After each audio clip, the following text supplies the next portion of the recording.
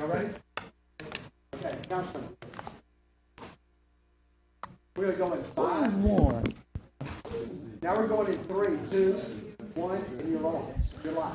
Good afternoon, ladies and gentlemen, and welcome to the presentation portion of our regularly scheduled Metropolitan Council meeting. Up first, we have our Mayor President Sharon Weston Broome to recognize Warren Cron, 25 and a half years of service to the city of Baton Rouge. Mayor Broome. Thank you, Mayor Pro Tem and members of the council. Today we are saying farewell to an exceptional public servant who has dedicated an impressive 25 plus years to our city parish team. Warren Cron's journey began with a passion for public service, and then from the Planning Commission to Information Services, where most of you all probably know his work. He's been the driving force behind our GIS efforts, that's Geographic Information Systems. His work in managing GIS has been invaluable, giving our citizens real-time, transparent data, including interactive dashboards for crime statistics, blight, and drainage, along with our open checkbook and our open neighborhood portals. It's no wonder that Baton Rouge has been named as one of the among the top 10 digital cities for 9 consecutive years, thanks in large part to Warren's dedication. Warren, you and I had an opportunity to talk a couple of weeks ago. I think that's when you officially left, isn't it? Right before. Yeah. Right before. Yes. And I just want to reiterate that your commitment to excellence has really reshaped our community service, your impact. You do have a legacy here in information services and with city parish government. And as you embark on a new chapter, we want to extend our heartfelt thank you to you and present you with this certificate of commendation for 25 and a half years of service to city parish, with sincere appreciation for your hard work, dedication, and commitment to the city of Baton Rouge and parish of East Baton Rouge. Your contributions have been invaluable and have made a significant impact on our community. We are grateful for your loyalty and your years of service. Of course, standing here as a proud supervisor would is Eric Romero. Eric, you want to give a few comments about Warren? Thank you, Mayor. And those words accurately represented what Warren has been able to accomplish here. We know him for the maps, the dashboards, and all the services he's provided to the departments and to the citizens of East Baton Rouge Parish. One of the things that he should be most proud of, and one of the things that I'm most thankful of, is the team that he has built in the GIS section. That team is rock solid.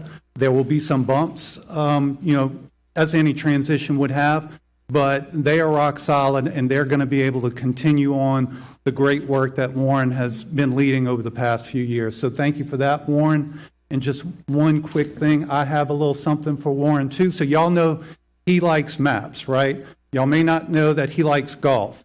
So I have him some golf balls with maps on them. That's great, man. Thank you. Let's Thank give you, Warren man. a round of applause for all of his work. Did you want to say something? I just want to express Oh, my come on, Warren. gratitude. After 25 years, you can Yeah. say whatever you want to say. Mayor, Metro Council members, I just want to express my gratitude for my career that I have with the city parish. A voice called me years and years ago to come work here. I'm from Baton Rouge. This is my hometown. I just wanted to do something for my city. And I never dreamed that my career would take me as far as it did with the city parish. When I went to work with Eric 10 years ago, I had just been mapping, really, and I never dreamed all these different applications and so forth that we would build for all the departments to help with their operations. And I just, again, public service is a great thing. I think I'll always be a public servant in my heart. And I just thank you for this opportunity I've had in this 25 and a half years with the city parish. Thank you so much. We're going to take a picture right here.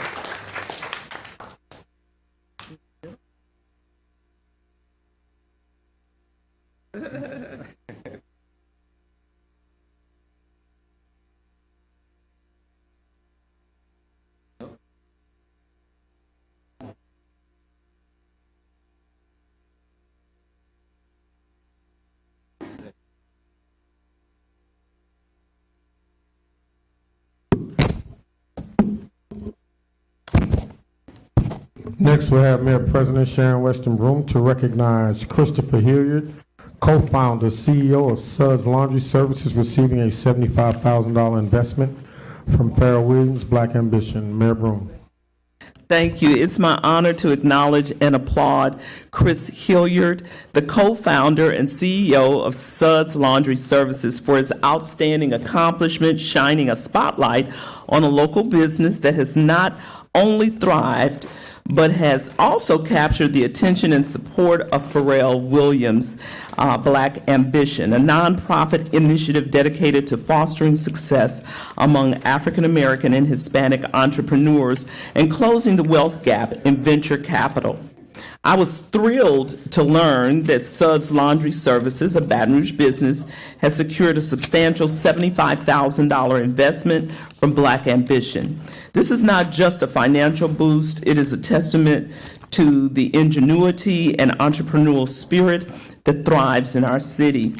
Chris Hilliard's vision and dedication have not only propelled Suds Laundry Services to success, but have also underscored the immense potential within our local business community. We are witnessing the fruits of hard work, resilience, and innovation that have become synonymous to Baton Rouge.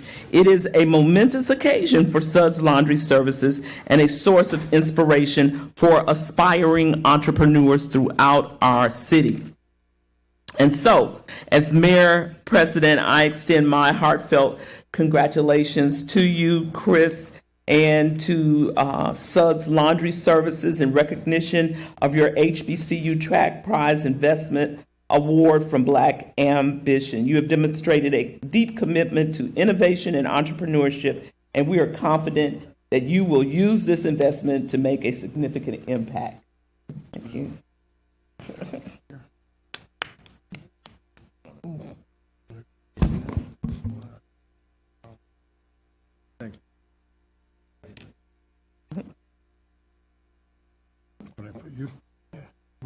You want to say? Just want to say briefly, thank you to the mayor, thank you to the office, thank you to the Metro Council for all y'all do for the city of Baton Rouge. I see you, Daryl. Thank you all, really appreciate it in this recognition. Thank you. Thank you. Congratulations.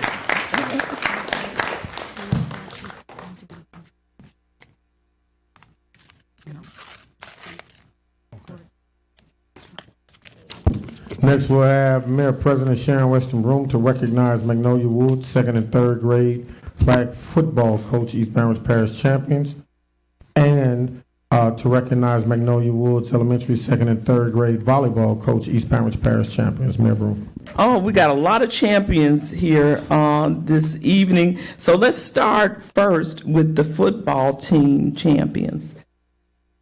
Magnolia Woods, come on down. This council district is 12. Yeah, y'all can stand around me first. Right around here. I want to feel those championship vibes. I have the distinct honor of acknowledging and celebrating the Magnolia Woods Elementary second and third grade flag football team and their coach, Breon Williams, for their outstanding accomplishment as the East Baton Rouge Parish champions. These young athletes have demonstrated remarkable teamwork, discipline, and sportsmanship. Coach Williams, your dedication to these students is commendable, shaping them not only as athletes, but as responsible and confident individuals. The spirit of teamwork, discipline, and sportsmanship displayed by this exceptional group of second and third graders has not only made their families proud, but has also inspired our entire community. So congratulations on becoming champions, and thank you for making Baton Rouge proud. Let's hear it for Magnolia Woods Elementary, second and third grade. Oh, you're more than welcome. So let's go here and take a picture. How about that? Right over here.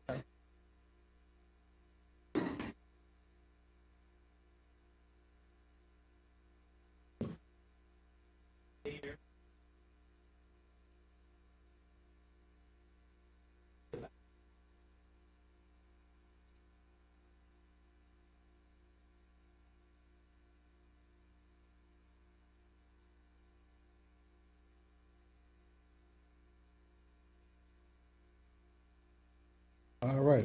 Get a big smile from everybody. Good. Look here.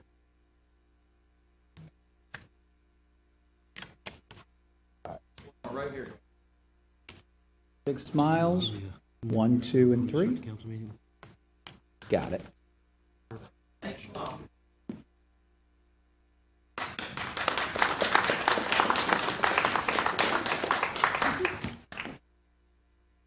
And we have another group from Magnolia Woods. That would be the volleyball team. Rashonda Williams is the coach, and we're going to celebrate the 2nd and 3rd grade volleyball team from Magnolia Woods. Their dedication, teamwork, and sportsmanship have not only secured victory on the court, but also set a shining example for our community. So congratulations to the 2nd and 3rd grade volleyball team that has been crowned as the East Baton Rouge Parish champions. Your hard work, your passion have made us all proud. So we are very proud of the volleyball team here. Let's hear it for this team here. And let's take a quick picture.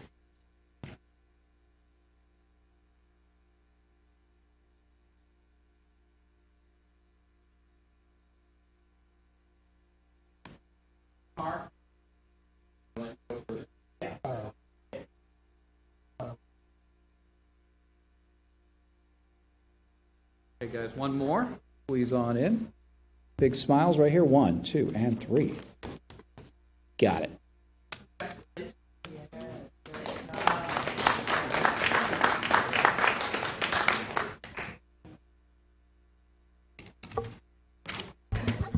Can we have 2 more?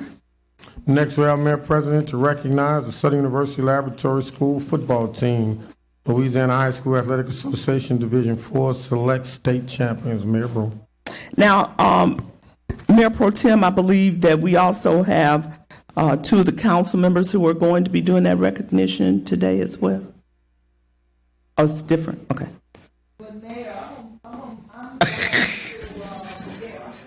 Okay. Okay.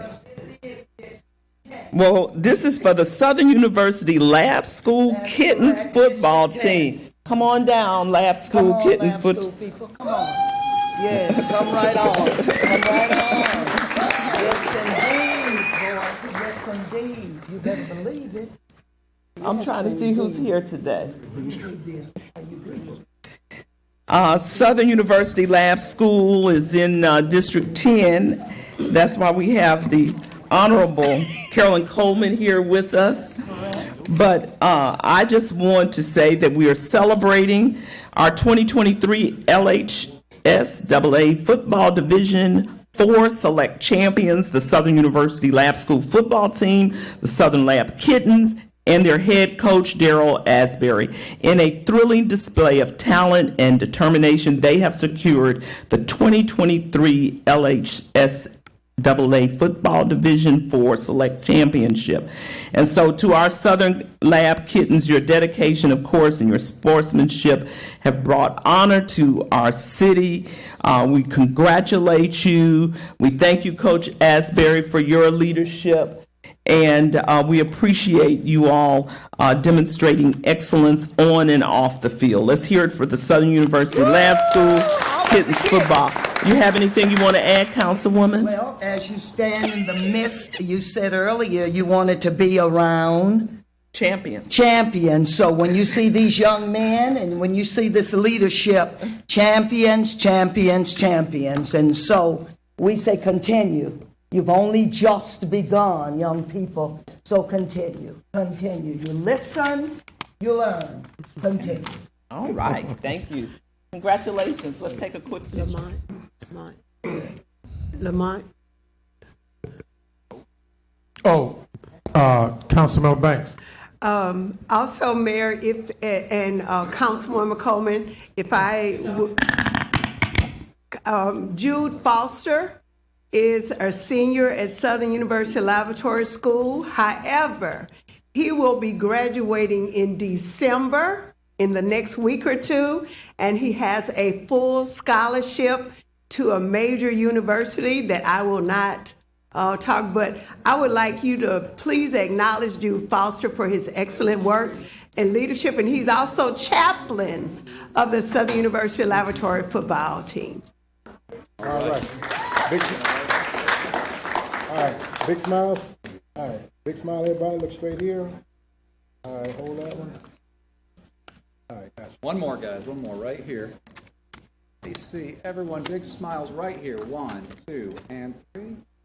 I got it.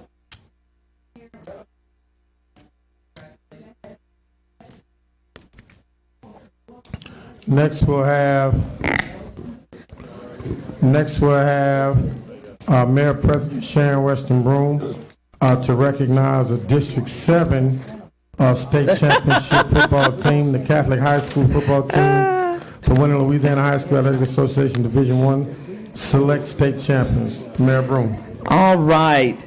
Last but not least, we are honoring the LHS AA Division I Select State Champions with head coach Hudson Fuller, George Hart, and Brad Nelson. So I want you to help me celebrate the incredible achievement of the Catholic High School football team. The Catholic, that's right, let's hear it for the Catholic High School. Yeah. District 7.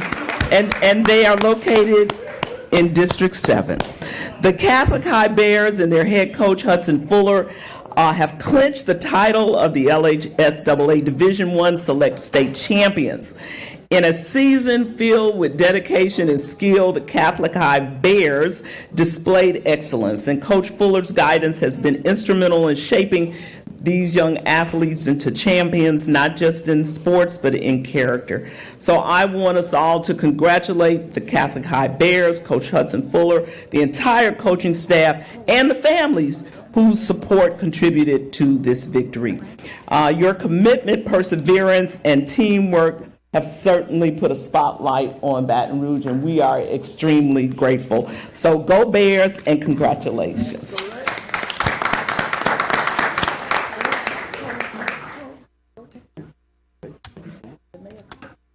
This.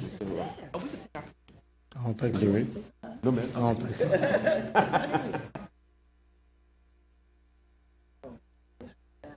Oh, that's. Councilman, you want to take a picture? That'll hold you. That's it. Yes, if not, I will, because I got a grandboy on that team, so let him be slack, and I will. Yes. Not playing. Let him be slack. See if I can put him in Jackson. Oh, yeah.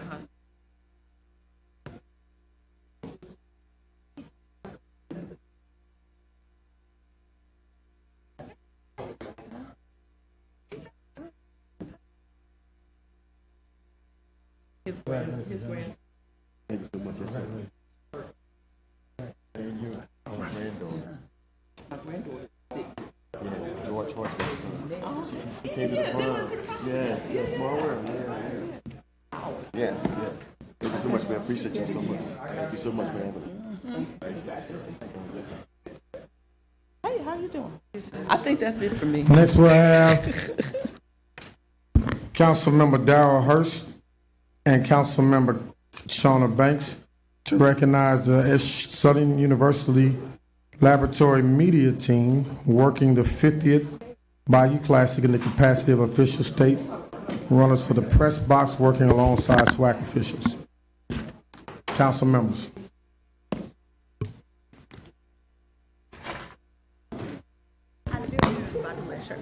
You should have. She great minds think alike, and what we mean by that is Southern Lab taught us how to be great individuals in the community, but also snazzy dressers with that great green and gold and the uniforms that we had to figure out how to stand out every day when everybody was dressing the same.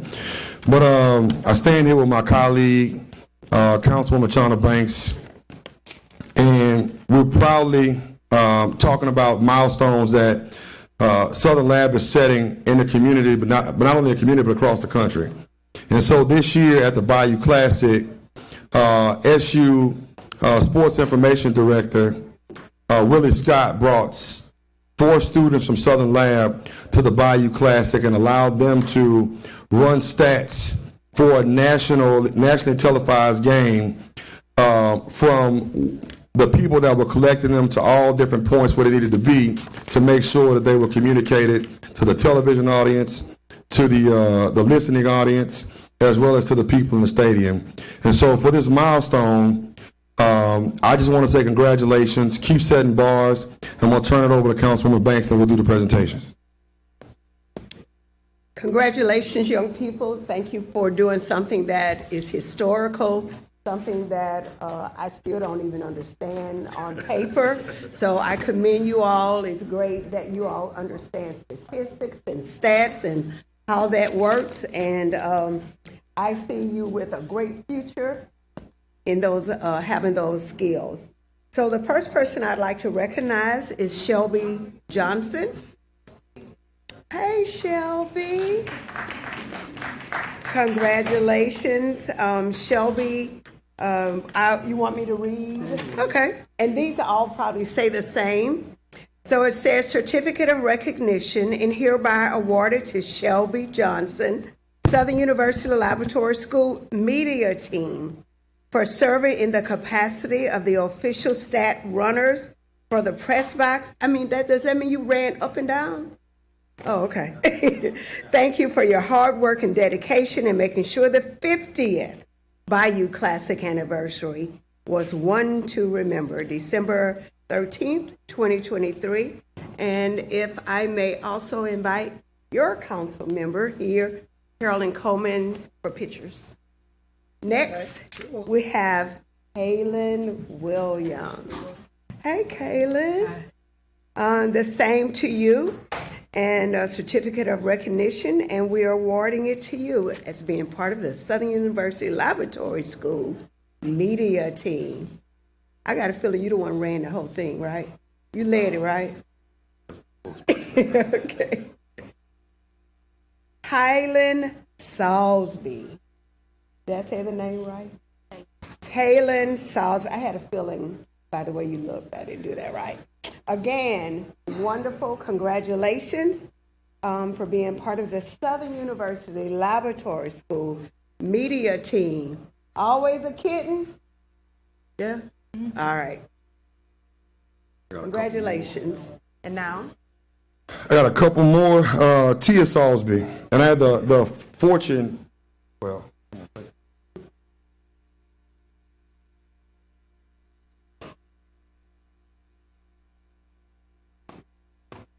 I had the fortunate pleasure of playing football with with her dad at Southern University.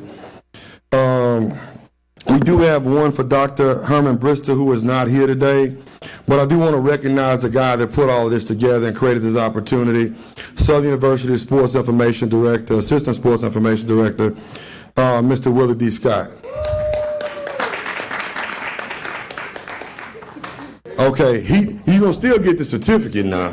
He might not speak, but we have an amazing spokesperson, and I'm glad that he doesn't want to speak and allow the kids to earn their voice, to learn how to be in the public and speak for themselves. So I'm going to bring on Mr. Kalin. Willie Scott is a proud Terra High School graduate. That's at Southern Lab right now, but let's get that. I was able to experience a lifetime at the 50th annual Bayou Classic. We are able to see firsthand of the importance of organization and how the important role of statisticians is to sports. Thank you. Take a picture of this.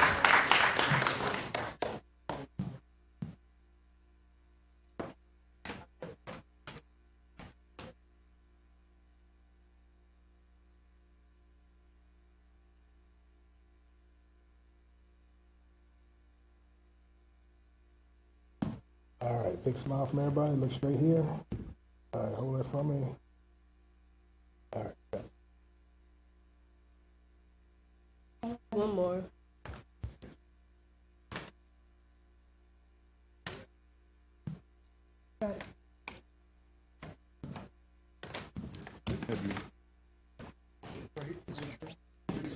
All right.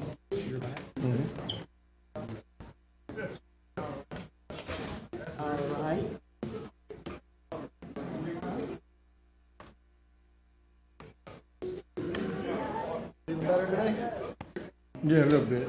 I think I'm gonna make it today.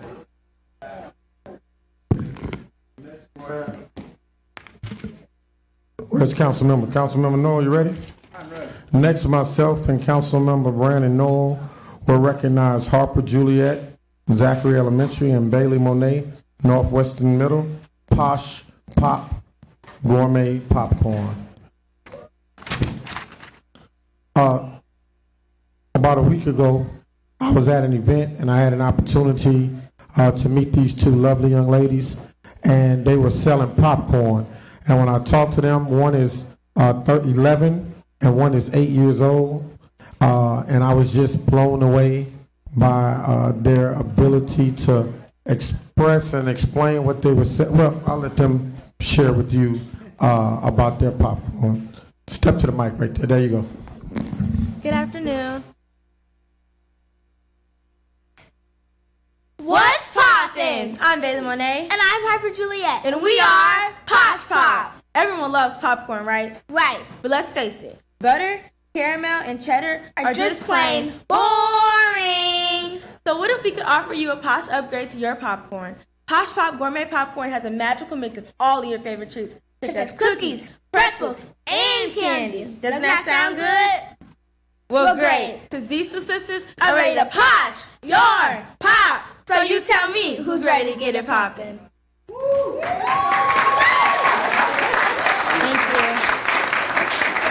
you.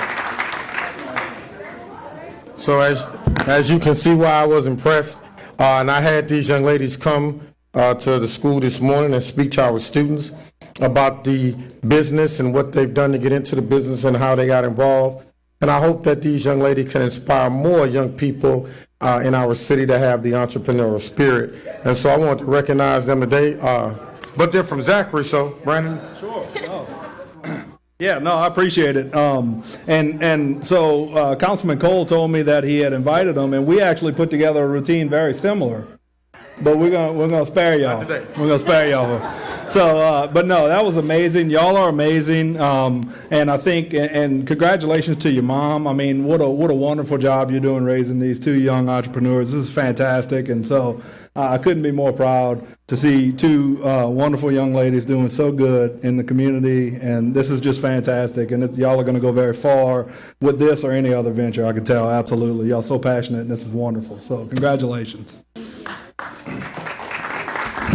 And I have 3 certificates. Congratulations on your achievements for having the courage to start a business at the age of 10 during Christmas 2020. Amid the chaos of the COVID-19, when most businesses were shutting down, your gourmet popcorn business has grown tremendously and now is featured in the Baton Rouge Business Report, Parent Magazine, 225 Magazine, The Advocate, and under the contract with LSU Athletics. Your ability to accomplish so much at such a young age is commendable and incredibly inspiring. So 1 for you, Bailey. 1 for you, Harper. 1 for Mom. For running the whole thing. All right, let's take a picture. Come on, Brandon. Get the picture. Let's stand up here behind the poinsettias and whatnot. Good job, girls. Good job. All right. Big smile, everybody. All right, look right here. Go left on me. One more. All right, watch.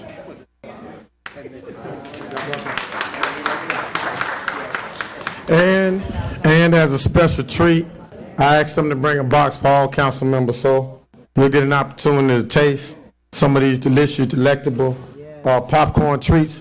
So bring on the popcorn.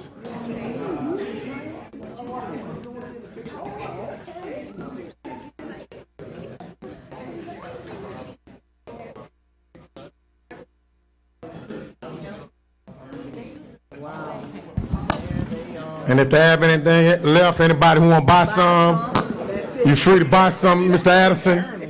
Free to buy some popcorn, sir.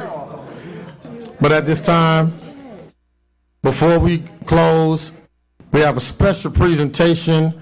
Council members, we have a special guest who's going to come in and recognize all of you. And at this time, with the council, would you, if you don't mind, would I want you you to turn around and let him take his. join me in welcoming a very special guest from the North Pole, St. Nick himself, Santa Claus.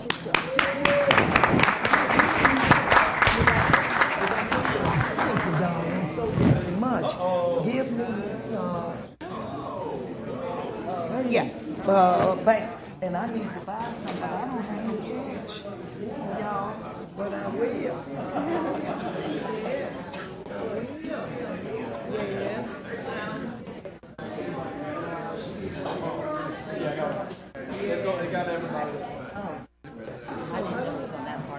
Do what? You got it?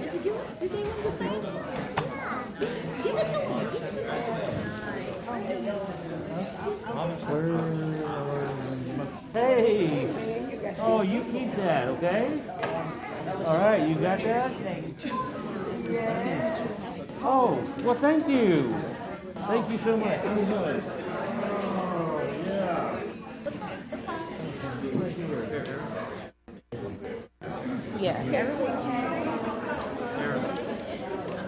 See, that's what's called trying to get in on the deal. Oh, it's right there.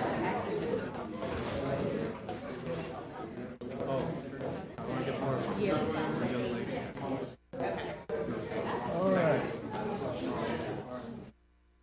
Well, where there? Sit. Oh, glad you could join us. Well, Merry Christmas, everyone. Merry Christmas.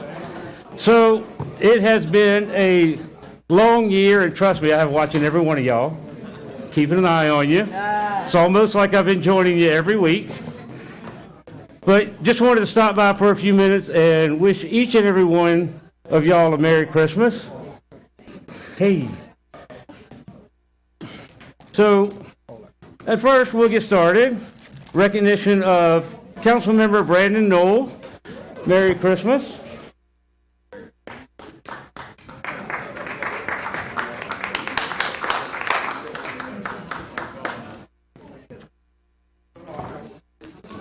Merry Christmas to Councilwoman Shauna Banks, District 2. Shauna, come on.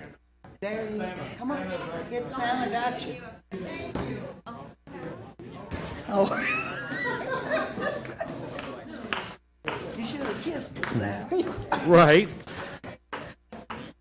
District 3, Merry Christmas to Rowdy Goday.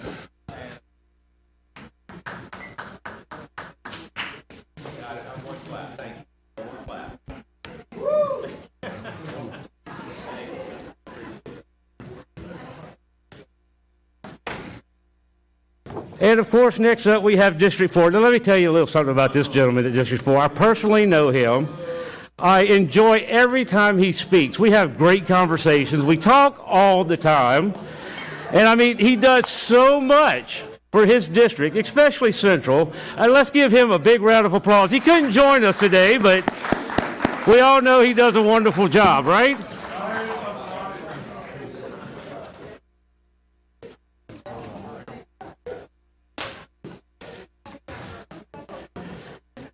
Next up, Merry Christmas to the District 5, Darrell Hurst.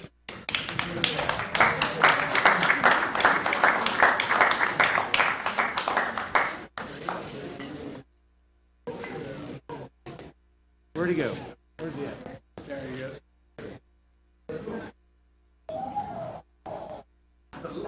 Yes, I did use Captain Logo on your mugs. I actually had to get it off the internet.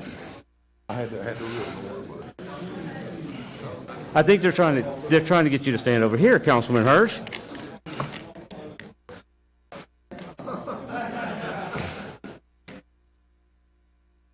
Next, we have up with District 6, Councilman Cleve Dunn Jr. Merry Christmas.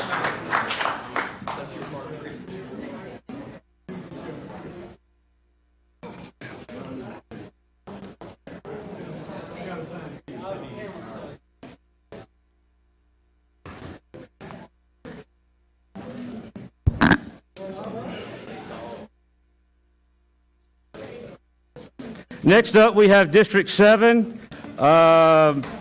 trying to remember his name, kind of coming short. I don't recognize him much, but okay, there it is. Councilmember Lamont Cole, District 7, Merry Christmas.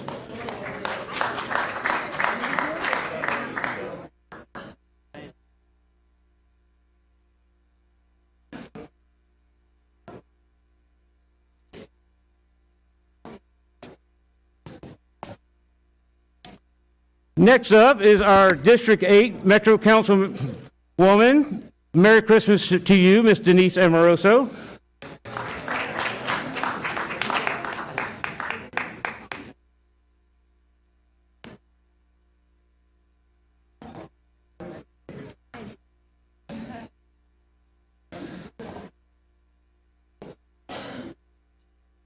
And now we're moving on to District number 9, Councilman Dwight Hudson. Merry Christmas to you.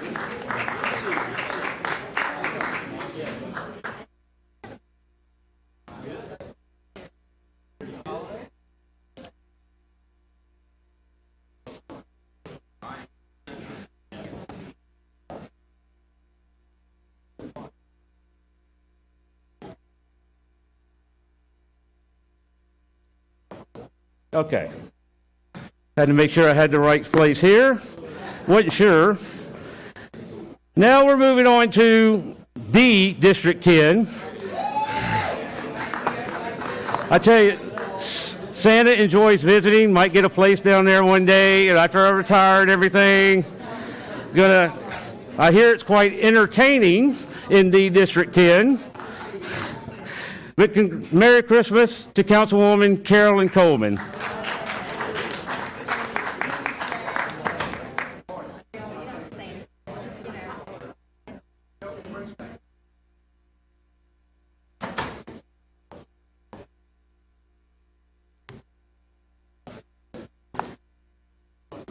Next up, we have our District 11, the Councilwoman, Miss Lori Adams.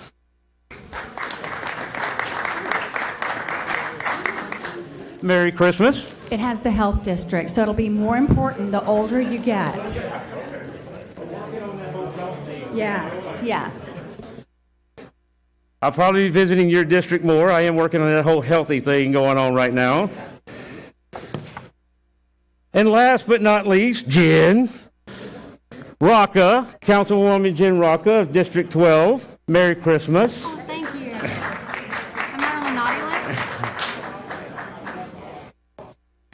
Thank you. I'm going to let my Here you go, buddy. What do you say? Thank you. Merry Christmas. Come here. Want to get a picture?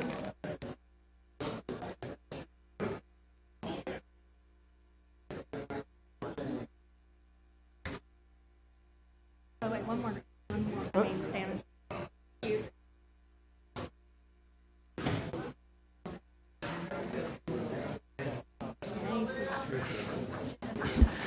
Ladies and gentlemen of the Metro Council, it has been a blessing watching y'all all year and keeping an eye on you.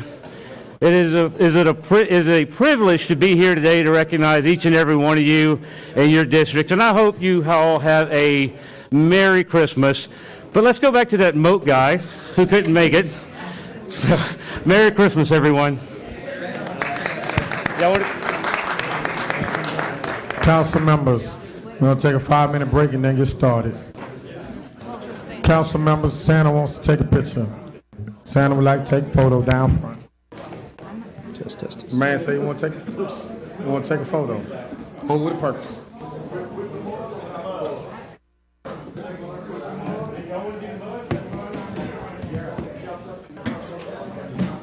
We'll take a 5-minute recess. Taking a photo with Santa.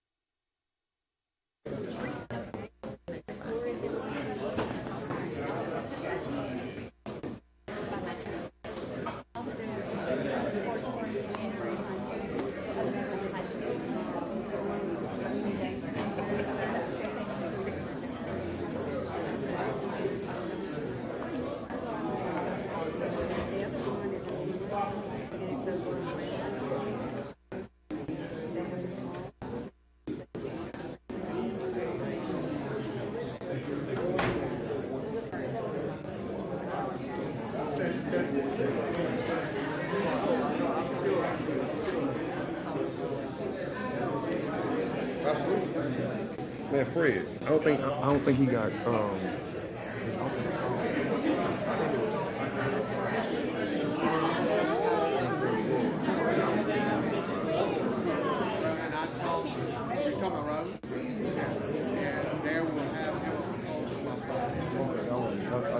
Yeah, I talked to him. I understand. I'm well aware that. In fact, I want something in his hand.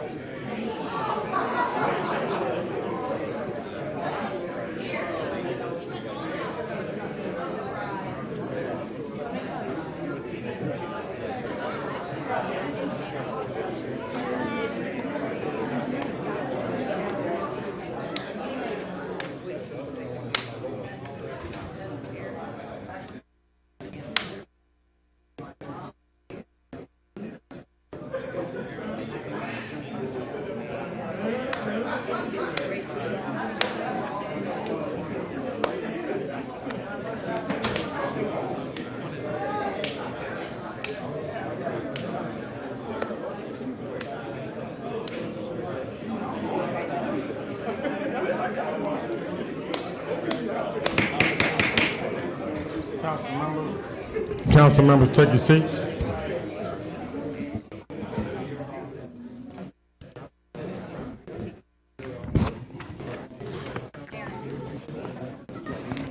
I mean, anytime?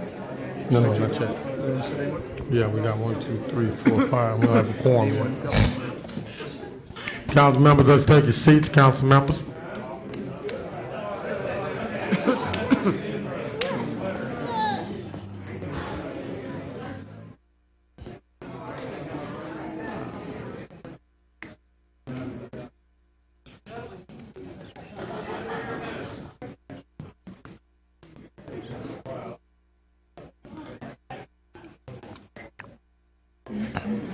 Go ahead, Dennis. Go now. Mm-hmm.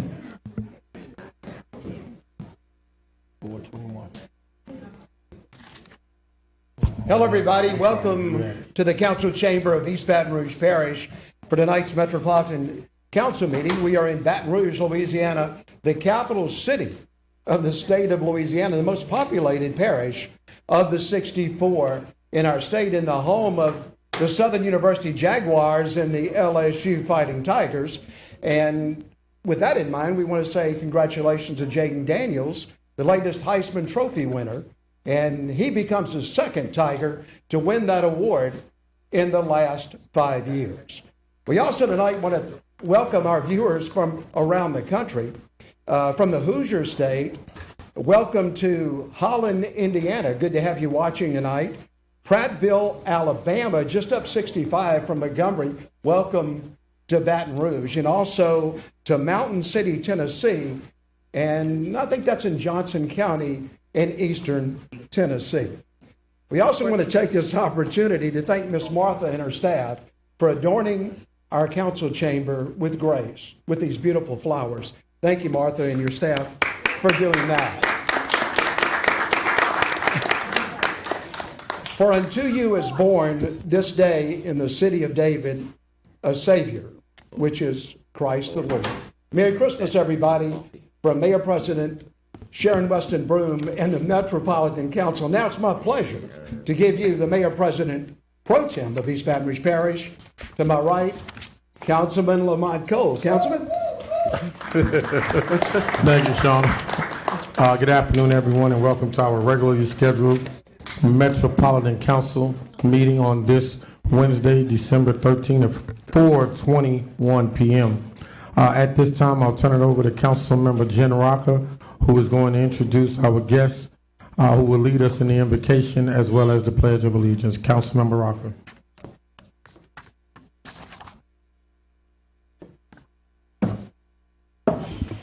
Hello, Merry Christmas, everyone. I'm so happy to be here in December with all of you. So thankful for health, happiness, and our family that we call the city parish. Today, Mr. Liam, how old are you, Mr. Liam? 4. He's going to lead us in prayer. You ready? Come on. Father, and the Son, and the Holy Spirit. Amen. Amen. Ready? Our Father, who art in heaven, hallowed be thy name. The kingdom come, thy will be done, on earth as it is in heaven. Give us this day our daily bread. Forgive us our trespasses, forgive those that against us. Is not temptation, is evil. Amen. Amen. All right. In the name of the Father, and the Holy Spirit. Amen.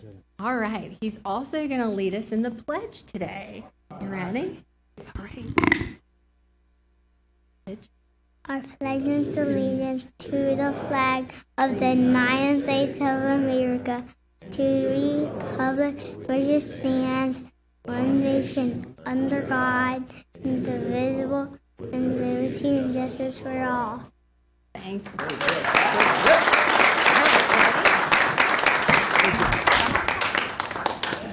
Good job, Liam. Thanks for coming and joining us. Actually, I'd like to call this meeting to order. Do we have a quorum? Item number 1, approval and adoption of the minutes of the special Metropolitan Council meeting of November 3rd, 2023, the Metropolitan Council meeting of November 8th, 2023, and the November 21st, 2023, and the Metropolitan Council zoning meetings of November 15th and December 6th, 2023, and the Greater Baton Rouge Airport Commission meeting of November 7th, 2023, and December 5th, 2023, by council administrators. Is there anyone here wishing to speak on the item? We now go to council members. Is there a motion to approve item 1? So moved by Councilmember Hurst, seconded by Councilmember Amorosa. Ashley, would you please read the introductions? Section 2.12, Introductions. Number 2, a resolution providing for canvassing the returns and declaring the result of a special election held in the Brownsfield Fire Protection District Number 3 of the Parish of East Baton Rouge, State of Louisiana, on Saturday, November 18th, 2023, for the purpose of authorizing the renewal of the levy and collection of a 10 mil ad valorem tax by bond council. Number 3, a resolution providing for canvassing the returns and declaring the result of a special election held in the Allison St. Irma Lee Fire Protection District Number 9 of the Parish of East Baton Rouge, State of Louisiana, on Saturday, November 18th, 2023, for the purpose of authorizing the levy and collection of a 10 mil ad valorem tax by bond council. Number 4, a resolution providing for canvassing the returns and declaring the result of a special election held in the Cheneyville Fire Protection District Number 7 of the Parish of East Baton Rouge, State of Louisiana, on Saturday, November 18th, 2023, for the purpose of authorizing the levy and collection of a 10 mil ad valorem tax by bond council. Number 5, authorizing settlement of the matter entitled DeMarcus Pickens versus Baton Rouge Police Department in the amount of $800,000 plus court costs in the amount of $93 for a total amount of $800,093 and appropriating that sum for such purpose by the parish attorney. Number 9, consideration of the industrial tax exemption program application from BBP Sales LLC in the amount of $487,600 for a project located in East Baton Rouge Parish by the Council Administrator Treasurer. Number 7, consideration of the industrial tax exemption program application from BOPOT LLC in the amount of $3,234,046 for a project located in East Baton Rouge Parish by Council Administrator Treasurer. Condemnation introduction. Number 8, Larry Joe Piers, 11512 Piers Road, Council District 1, Knoll. Number 9, Nakia White, 9723 Avenue B, Council District 2, Banks. Number 10, Arthur Bradford Jr. and Carla Michelle Lewis, 1787 Amos Street, Council District 7, Cole. Number 11, the estate of Eloise McGuster James, 2107 North 39th Street, Council District 7, Cole. Number 12, Kelly Taylor White, 4733 Jefferson Avenue, Council District 7, Cole. Number 13, Tom Ed Bell, 4055 Washington Avenue, Council District 7, Cole. Number 14, Ronald Williams, 2683 Huron Street, Council District 10, Coleman. Number 15, Willie Wilson and Daisy Thompson Wilson, 1151 Louisiana Avenue, Council District 10, Coleman. Number 16, the estate of Emma Lou Williams, 3870 Pocasset Street, Council District 10, Coleman. Number 17, Raymond Wilkerson, 714 Julia Street, Council District 10, Coleman. Adjudicated property introductions. Number 18, Lot 45, Square 2, Subdivision Greenville Addition, Council District 7, Cole. Number 19, Lot 46, Square 2, Subdivision Greenville Addition, Council District 7, Cole. Number 20, Lot 6, Square E, Subdivision University Park, Council District 10, Coleman. Number 21, Lot 12, Square 112, Subdivision South Baton Rouge, Council District 10, Coleman. Number 22, Lot 11, Square 27, Subdivision Greenville Extension, Council District 7, Cole. Number 23, Lot 44, Square 15, Subdivision South Baton Rouge, Council District 10, Coleman. Number 24, Lot 12 and 14, Square 163, Subdivision South Baton Rouge, Council District 10, Coleman. Number 25, Lot 56, Square 15, Subdivision South Baton Rouge, Council District 10, Coleman. Number 26, Lot 67, Square 14, Subdivision South Baton Rouge, Council District 10, Coleman. Number 27, Lot 65, Square 14, Subdivision South Baton Rouge, Council District 10, Coleman. Number 28, Lot 55, Square 14, Subdivision South Baton Rouge, Council District 10, Coleman. Number 29, Lot 2, Part, Square 2, Subdivision Rosedale, Council District 10, Coleman. Number 30, Lot 11, Square 1, Subdivision Morocco, Council District 2, Banks. Number 31, Lot D, Subdivision Travis, Council District 10, Coleman. Number 32, Lot 38, Square 2, Subdivision Progress Park Addition, Council District 7, Cole. Number 33, Lot 3 and 4, Square 3, Subdivision Fortune, Council District 5, Hurst. Number 34, Lot 146, Subdivision Colonial Hill, Council District 7, Cole. Number 35, Lot 40, Square 6, Subdivision Delmont Place, Council District 10, Coleman. Number 36, Lot 104, Subdivision Colonial Hill, Council District 7, Cole. Number 37, Lot 31 plus, Square 4, Subdivision Scotland Heights, Council District 2, Banks. Number 38, Lot 18, Subdivision Addition to Swart, Council District 10, Coleman. Number 39, Lot 4, Square 103, Subdivision Estrema, Council District 10, Coleman. All items that require reading have been read, and a motion to delete item 72 at the request of the department and introduce all other items is in order. Is there a motion to delete 72 and introduce all others? So moved by Councilmember Hurst, seconded by Councilmember Hudson. Any objections? All items with the exception of item 72 at the request of the department have been introduced. Council members, if you go to your separate sheet for condemnations, I'll read the recommendations. As stated, they are to proceed with items 83, 84, 85, 86, 87, 90, 92, 93, 94, 95, 96, 97, 98, 99, and 100. Is there anyone here wishing to speak on a condemnation? Anyone here wishing to speak on a condemnation? All right, council members. Councilmember Coleman. Number 92, 30 days, please. Anyone else? Yeah, I got it. Councilmember Gode. 1 second, please. I thought my number was 92 as well, so let me verify because I'm probably one off. Number 91, please, 30 days. And then number 86, 30 days, please. Now, you do recognize it's on here to be deleted, 91, correct? I do, yes, sir. Yeah, so 30 days on 91. Yes, sir. And then 86? Also 30 days. 86 is 30 days. I got it. Anyone else? All right, I'm going to read recommendations and stated changes.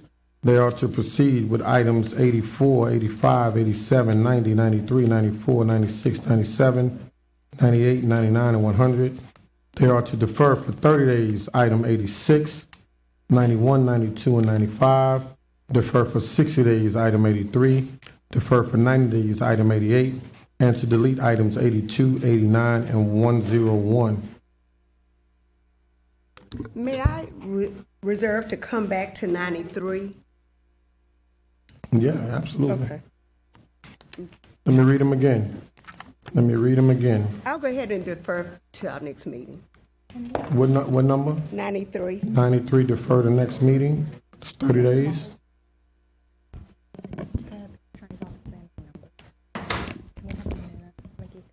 Ms. McGee, we just received notice that the number's off. Would you like to come up so we can make sure everything is correct?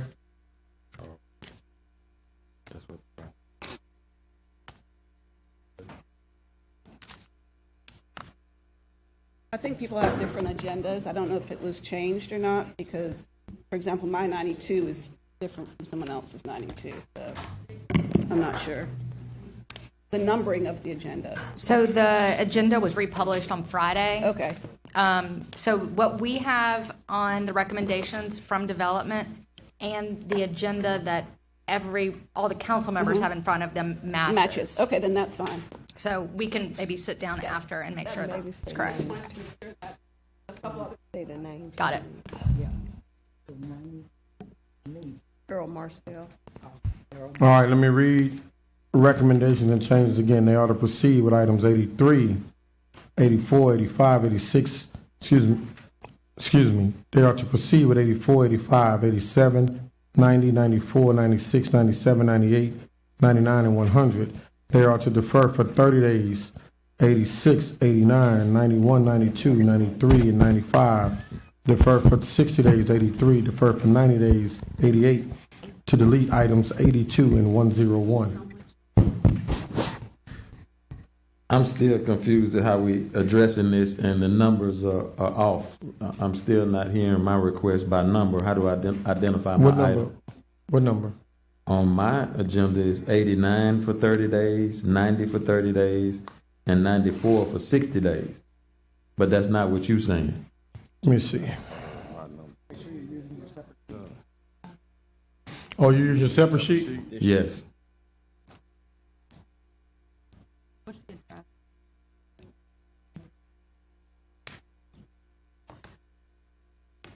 I got 89 for 30 days. 90. I got 90 for 30 days. 30 days. And then I got 94 for 60 days. Yeah, that's on the computer. Maybe you're looking at a different one then. I got 90, 89. 89, 30 days, 90, 30 days. 89 was on here twice for delete. Threw my numbers off. Because on here it says delete, and you said 30 days. 30 days, So yes, it threw my numbers off. Let me read it again. Okay. Proceed with items 84, 85, 87, 96, 97, 98, 99, and 100. Deferred for 30 days, item 86, 89, 90, 91, 92, 93, and 95. For 60 days, 94 and 83. For 90 days, item 88. And delete items 82 and 101. Is that everybody? All right. Is there a motion to approve condemnations? Moved by Coleman, seconded by Amorosa. Any objections? Condemnations have been approved. Council members, if you go to the separate sheet, we're going to take item 180 first. Item 180 is to reschedule the January 24, 2024 regular Metropolitan Council meeting to January 31st, 2024 by Councilmember Lori Adams and Jen Rocca. The reason for emergency is to reschedule before the January meeting. In accordance with Ordinance 16442, this item must be declared an emergency by 2/3 vote of the Metropolitan Council. Motion to declare the emergency. Is there a motion so moved by Councilmember Rocca, seconded by Councilmember Adams? Are there any objections to the motion? Is there anyone wishing to speak on the motion? We now come back to council members. Is there a motion so moved by Councilmember Rocca, seconded by Councilmember Adams? We did that one. No one here to speak on item, correct? Moved by Councilmember Rocca, seconded by Councilmember Adams. Item 180 has been approved. Item 177, receiving a report from the St. George Fire Protection District on medical safety training offered to schools and the community by Councilmember Amorosa. Councilmember, we're going to have a report first, and any questions?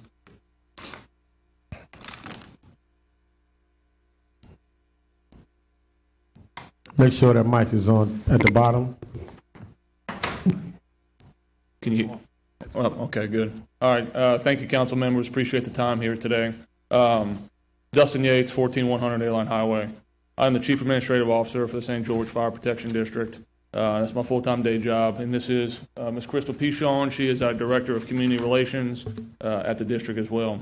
Those are our full-time day jobs, and we also play large roles in a few nonprofits that are in the area as well. She works for a safety place, and I help run the Louisiana Firefighters Foundation.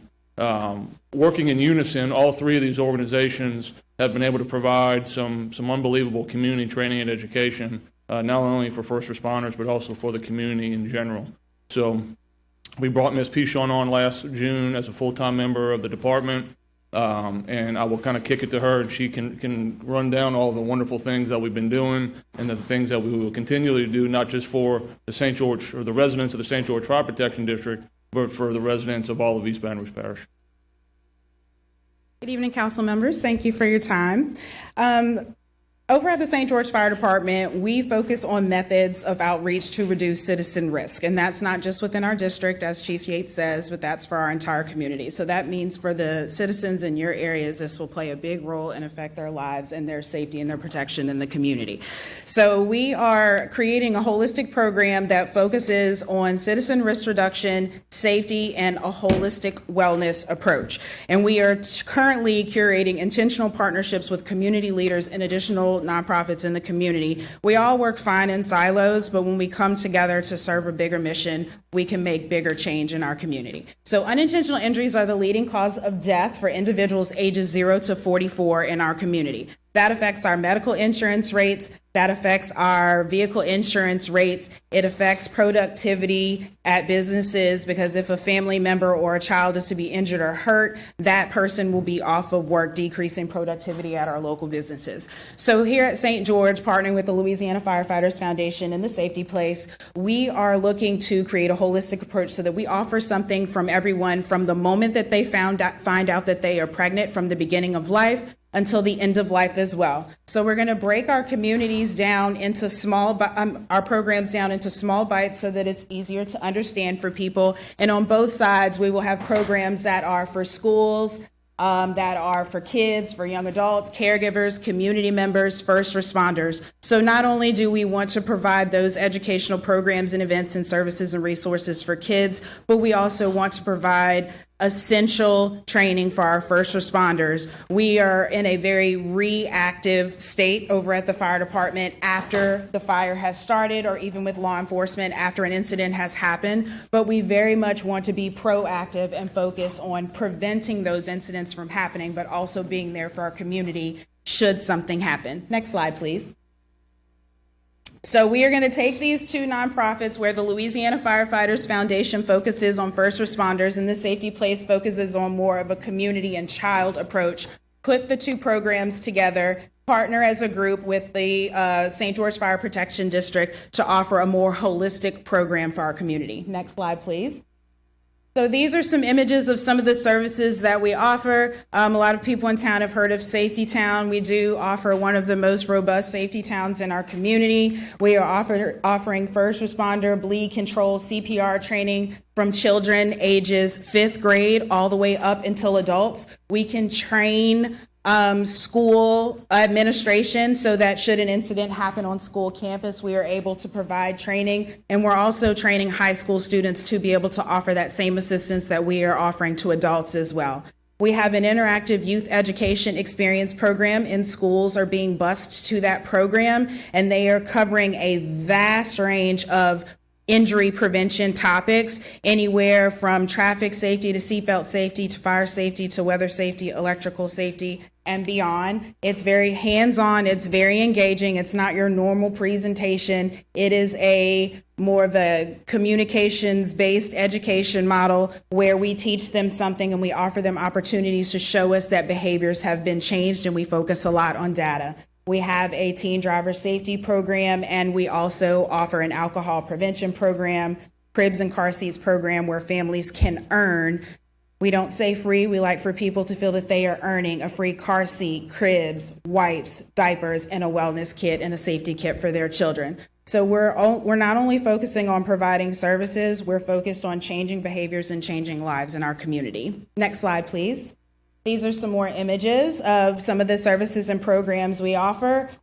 These show some of our first responder trainings, our gun safety program, our bike safety, car seat safety, extractions, and one of our chiefs having some fun with the kids. So we like for our adults to turn into big kids as well. And I know that our first responders have a very tough job and it's not always happy. So we like to offer those moments for them to just relax, be a kid, and serve their community on the positive side rather than always focusing on the negative side of the things that are happening in our community. Next slide, please. This is an image of what our safety town looks like right now. Up until last year, we would have to load and unload a U-Haul 6 times for every school, and we just bounced around town from school to school to school. So now we set the town up in one location. We're partnering with the Red Cross right now. They've allowed us to take over their campus to offer this program in bus schools.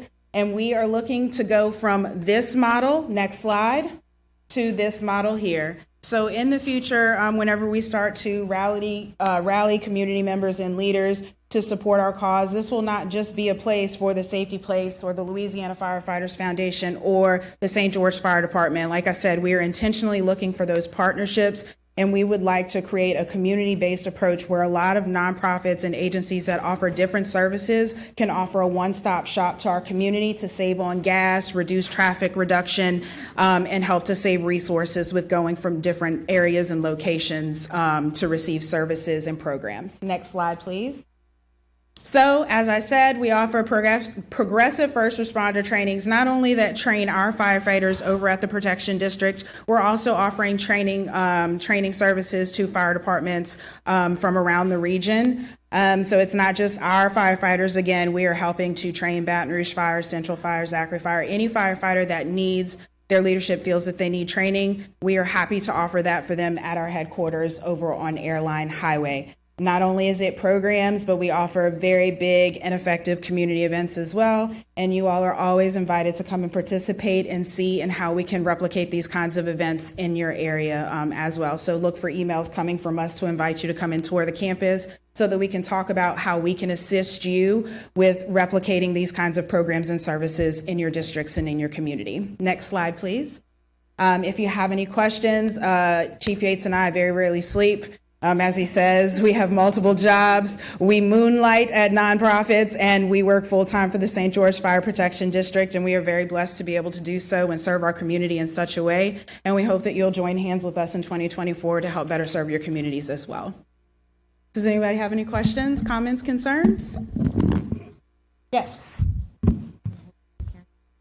Well, let's do this. Let's go to the public hearing first, and then we'll come back to council members.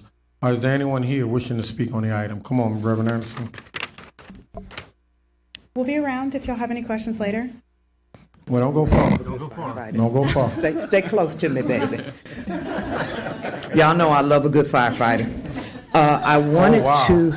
I'm just saying. We all do, honey. We all do. Yes, indeed. People of taste do. But I did want to promote this program specifically as public safety.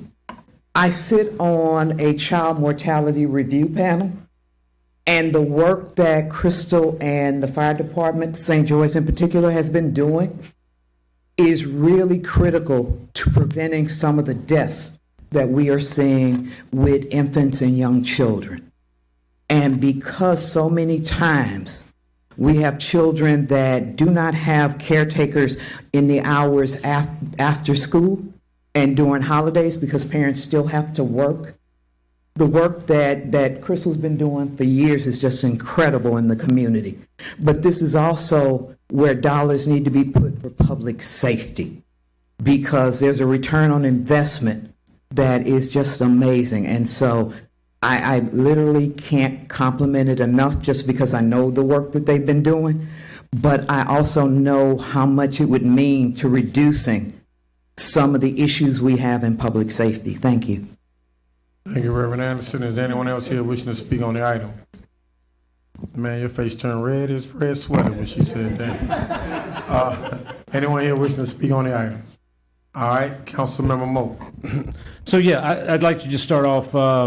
We had a discussion about this on the Central Council a while back, and just thank y'all so much. I mean, it is truly an amazing program.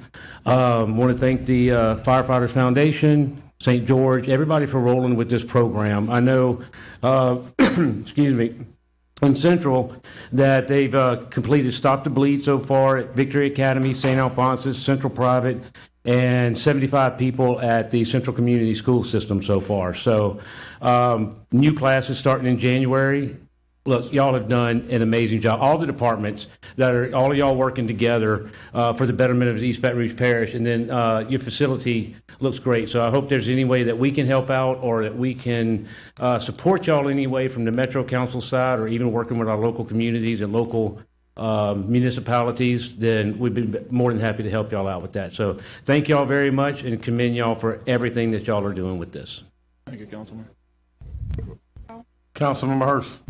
Hey, I want to make it clear. Number one, I saw Southern Lab on the picture, so shout out to them for the third time today. Secondly, I want to thank Crystal and Safety Place. They don't just stay in one part of town. I believe that means a lot. They've been in District 5. We've done some bike ride with them, joined on ours, and just want to tell you the work that you're doing is making an impact. Kids don't go outside anymore. They play video games all day long, so it goes much far beyond I believe what's depicted on the screen. The mental health of kids getting outside and letting the sun touch their face is extremely important. So continue the good work, and we're here to support you. Thank you. Councilmember Amoroso. And I think I actually saw my grandchild up there on one of those pictures. But we do appreciate y'all coming. I know y'all have been waiting for a long time, since September, for y'all to come and give us a report, so we appreciate it. It is a great program. We have personally been involved with it.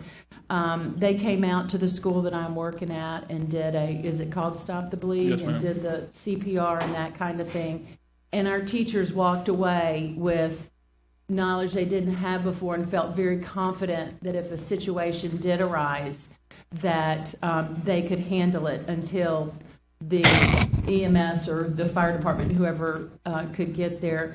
Also, if you have a young lady or young man that is interested in babysitting, they have a wonderful babysitting course as well, which one of my grandchildren were involved with it as well. And I think they give them a lot of practical ideas about how to charge and all those other kind of things. So we do thank you for what you're doing for our community. Thank you for coming. Councilmember Hudson. I'll just quickly echo those same sentiments. I personally got to attend one of the Stop the Bleed classes, certification courses, and it was a great experience. Learned a lot. Appreciate everything y'all are doing. Outstanding job, so thank you. Thank you very much for all that you do. Chief, you want to say something? Yeah, just Go one, ahead. one last thing. One thing we didn't mention about our programming is that our programming is free. We don't charge the schools. We don't charge people to come take our Safe Sitter program. We leave bleeding control kits behind in every classroom that we teach a teacher or an administrator. We leave AEDs behind at schools that can't afford them. The schools that can afford them, we help consult with them and let them know how many they need and where they need them at. So that's the big part of it. And when we got into this, we said we were never going to do this if I had to go into a school or if Crystal had to go into a school and say, look, we can provide this training for you, but it's going to cost you $500, it's going to cost you $1,000. We want to take every reason away from them that they can tell us no, essentially, and that's what we've done with this program. And I'll humbly brag on Crystal just a little bit more for 1 second, if you indulge me, and tell you this, that if you've never been to one of our events, especially the ones that Crystal hosts, and she'll invite all of y'all. Most of y'all have probably already received emails and invitations from her. You have to come out and see it for yourself. You have to truly understand the impact that we're having collectively is tremendous. If you've never seen an 11-year-old boy, learn how to ride a bike for the first time, it's powerful. It's unbelievably powerful. If you've never been in a room with 100 newborn mothers or soon-to-be newborn mothers, and they come for a community baby shower, which we hosted last week, and it's a 3-hour event, and they get training and education, and what they leave with strollers and cribs and diapers, and it's all free. It's all being provided through the partnership with the fire department and the nonprofits. I strongly, strongly encourage you to come out and check it out, see what it's all about. We want to bring it to every community in the parish. Everybody has community centers, schools, gyms. This is a portable program. It's meant to be portable. It's not meant to be in one part of the parish. It's meant to be everywhere. And we strongly encourage you, contact us. And if you don't contact us, Crystal will be contacting you. So we appreciate your time. Councilmember Ramos. One quick question. So if somebody is interested in one of these programs, the Stop the Bleed or the babysitting or whatever, how do they find out about these A programs? lot of that, so we have a website, louisianafirefighters.com. A lot of the programming is listed on there. If the program is not listed on there, I know Crystal is a social media whiz, and she is pumping out stuff left and right on social media, evites and whatever else you call them, I don't know. Green envelope invitation. So it's extremely accessible. And if you can't figure it out that way, then give Crystal and I a call. My number is on the website. Crystal encourages me not to do that, but I disagree. And Crystal's is always accessible. So I'm going to leave a stack of cards up here. Speaking on the mic for me, Chris. Thank you for what you do. Listen, I got 4 schools I supervise. I haven't seen y'all yet, but we always welcome. Yeah, it's a challenge. Next, item 178, receiving a report from Environmental Services Director Adam Smith and Republic Service on the short-term and long-term plan for East Baton Rouge Parish out-of-car trash service. The report should include funding source that will pay for said service. Mr. Smith.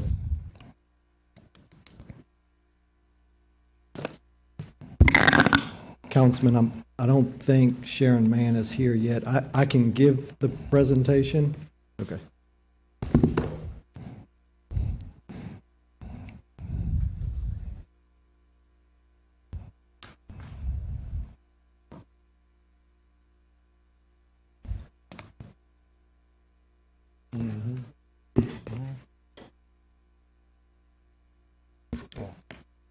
I'm sorry.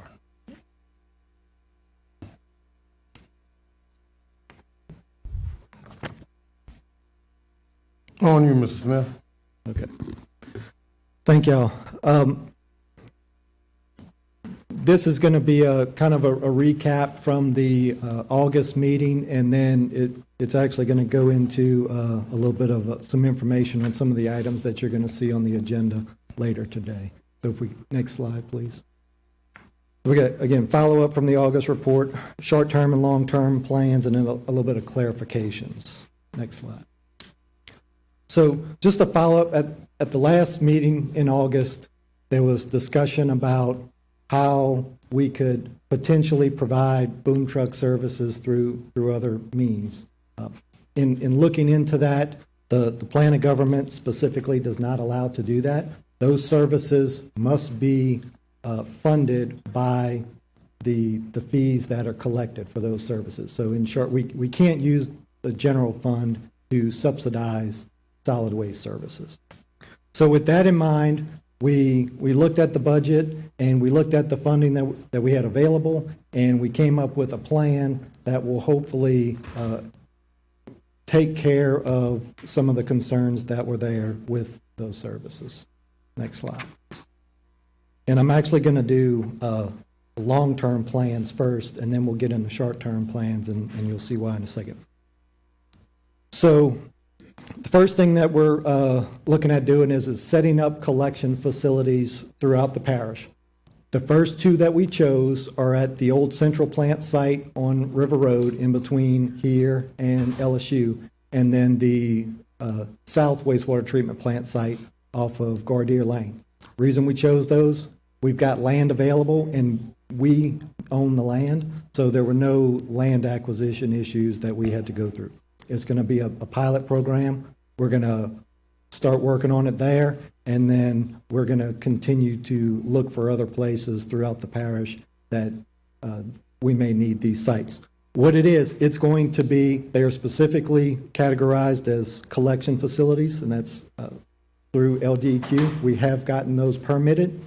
We're going to place dumpsters at the sites, and that way, whether it's residents, landlords, whatever the case may be, they can bring materials to those sites free of charge, and they can dump those items there. We're not going to accept contractor debris. Okay, that still has to be disposed of in different ways, but it provides another means to have those items taken care of. Specifically the bulky items, and the two places that we've got these placed right now, they are in places where there are a lot of rental properties, there's a lot of evictions. So instead of that eviction waste ending up on the curb, the landlords have a place to bring this eviction waste and place it into the dumpsters. So the emergency item that I put on the agenda tonight, that is for the servicing of these dumpsters at the collection facilities. And the way it's written is it's at these, and then if we get more collection facilities, it will be done by that same contractor. It's LWS who's got that service. The second item that we've got is we are just adding a day rate to DRC's contract, and it's $22.50 per truck per day. Now the difference there is those are the big trucks that you see after storm events, that type of thing. It's a 150-yard truck, which is 5 times the size of a typical boom truck. So it's a very good rate for the services that they can do. We had a pilot test of this earlier this year. It went really well. We're going to work with the Department of Development, work with them on that 72-hour rule, and this is really meant to pick up the illegal dumping piles, the blight piles, that type of thing that are happening in various areas. The other thing with DRC, they are doing this same type of program in Houston right now, so they've got the experience to come in. They've got lessons learned from Houston that they were telling us about. So I think it's going to be a really good thing to clean up a lot of these piles that we're seeing that aren't in the garbage contract anyway, because they are either illegal dumping piles or just for whatever one reason or another, they're not included in those contracts. So these are the two things that we're putting in place from a long-term solution, and the DRC item is on the agenda later today as well. Short-term, we do have RDI is running boom trucks right now. We are paying their day rate right now to run a couple of trucks right now as we continue to transition from one contract to the other. We're going to keep that going until the collection facilities are open, because the thought process is that once the collection facilities are open, then people have another means to dispose of those items, and at that point, we can back off of the boom trucks. But we are continuing to run them right now. And with the thought that the new guidelines are going to really go into effect probably February 1, that'll be a little fluid with when the collection facilities open, but that's what we're talking about right now. And we are putting out the green cards right now. So residents are if it doesn't fall within those items, the 10 items or whatever the case may be, the outer cart, they are getting a green card that says, hey, this is not in the contract. I met with the RDI earlier. They are still seeing a lot of it where it's very obvious that a contractor cut a tree down and then put it to the curb. That's never been something that we could take care of in the solid waste contract. It's going to continue to be something that is not in the solid waste contract, but they're leaving those cards saying, hey, we're not going to pick this up, and here's why. Okay. So with that, the next slide, a little bit of clarifications, because a handful of community meetings that I've gone to, there's a little bit of confusion, and I think it's around the 40 pounds limit on an item. So when you hear the 40-pound limit, it's like, oh, well, they're not going to pick up a refrigerator anymore, or they're not going to pick up a sofa, that type of thing. That is still included. It's still in the contract. So all these items, you can, if you get a new mattress and the company that you bought the mattress from, if they don't haul it off, you can put a mattress out at the curb and it's still considered a bulky item and it's covered under the out of cart items. If you get a new washing machine, I had to do that a couple of weeks ago. You put the old one out there, but in my neighborhood, the guy that rides around in the recycle truck, he just picks it up for us, and RDI doesn't even have to take care of it. But if that guy did not come riding through my neighborhood, then RDI would have picked it up. Those items still fall within the contract. The other one that I didn't put on here, but I've seen online and I've heard as well, is the emergency services. Well, what happens with a storm? There's no boom trucks. Well, storms were always separate. They were not covered in the solid waste contract. We've always brought in a separate contractor to take care of those items. We've got 3 contracts if we need that many, and we continue to have those, and that will be what would be used if we have a storm event. We actually activated them a couple of months back when we had that little windstorm that went through. I think it was the Broadmoor area, Oak Hills area, that type of thing. So with that, any questions? We're going to have a public hearing first before you finish? Sorry. Yes, sir. All right, is there anyone here wishing to speak on the item? Anyone here wishing to speak on the report? We now go to council members. Councilmember Noel. Adam, I was curious about the picking up of, you say that the green cards are going out when it's something that looks like a contract to cut down a tree. What is the method or the procedure for someone to challenge that? How does someone determine this was a contractor that cut the tree versus a homeowner? Well, and even if it's a homeowner, if it's a whole tree, we don't pick up whole trees, and it's specifically in the contract that we don't pick up whole trees. Is it because of the weight? It is. Okay. Yes. Can they pick up a part of it and come back next week and get the other part? It's more of the weight limit on the equipment itself when they have these larger trunks. Part of the trunk. And then the other thing too is the user fee that's being paid per individual doesn't come close to covering the disposal that's required for a tree like that. It doesn't take much for a tree to be several tons worth of debris. Sure. So what's the mechanism for somebody to get rid of that if they cut it down themselves? What's the procedure? So they can, when RDI leaves a card, RDI leaves their information, they can contact RDI. RDI can provide them with a price, or they can contact any other debris hauler that would come out and pick that up for them. Okay, good, thank you. Welcome. Councilman Amoroso.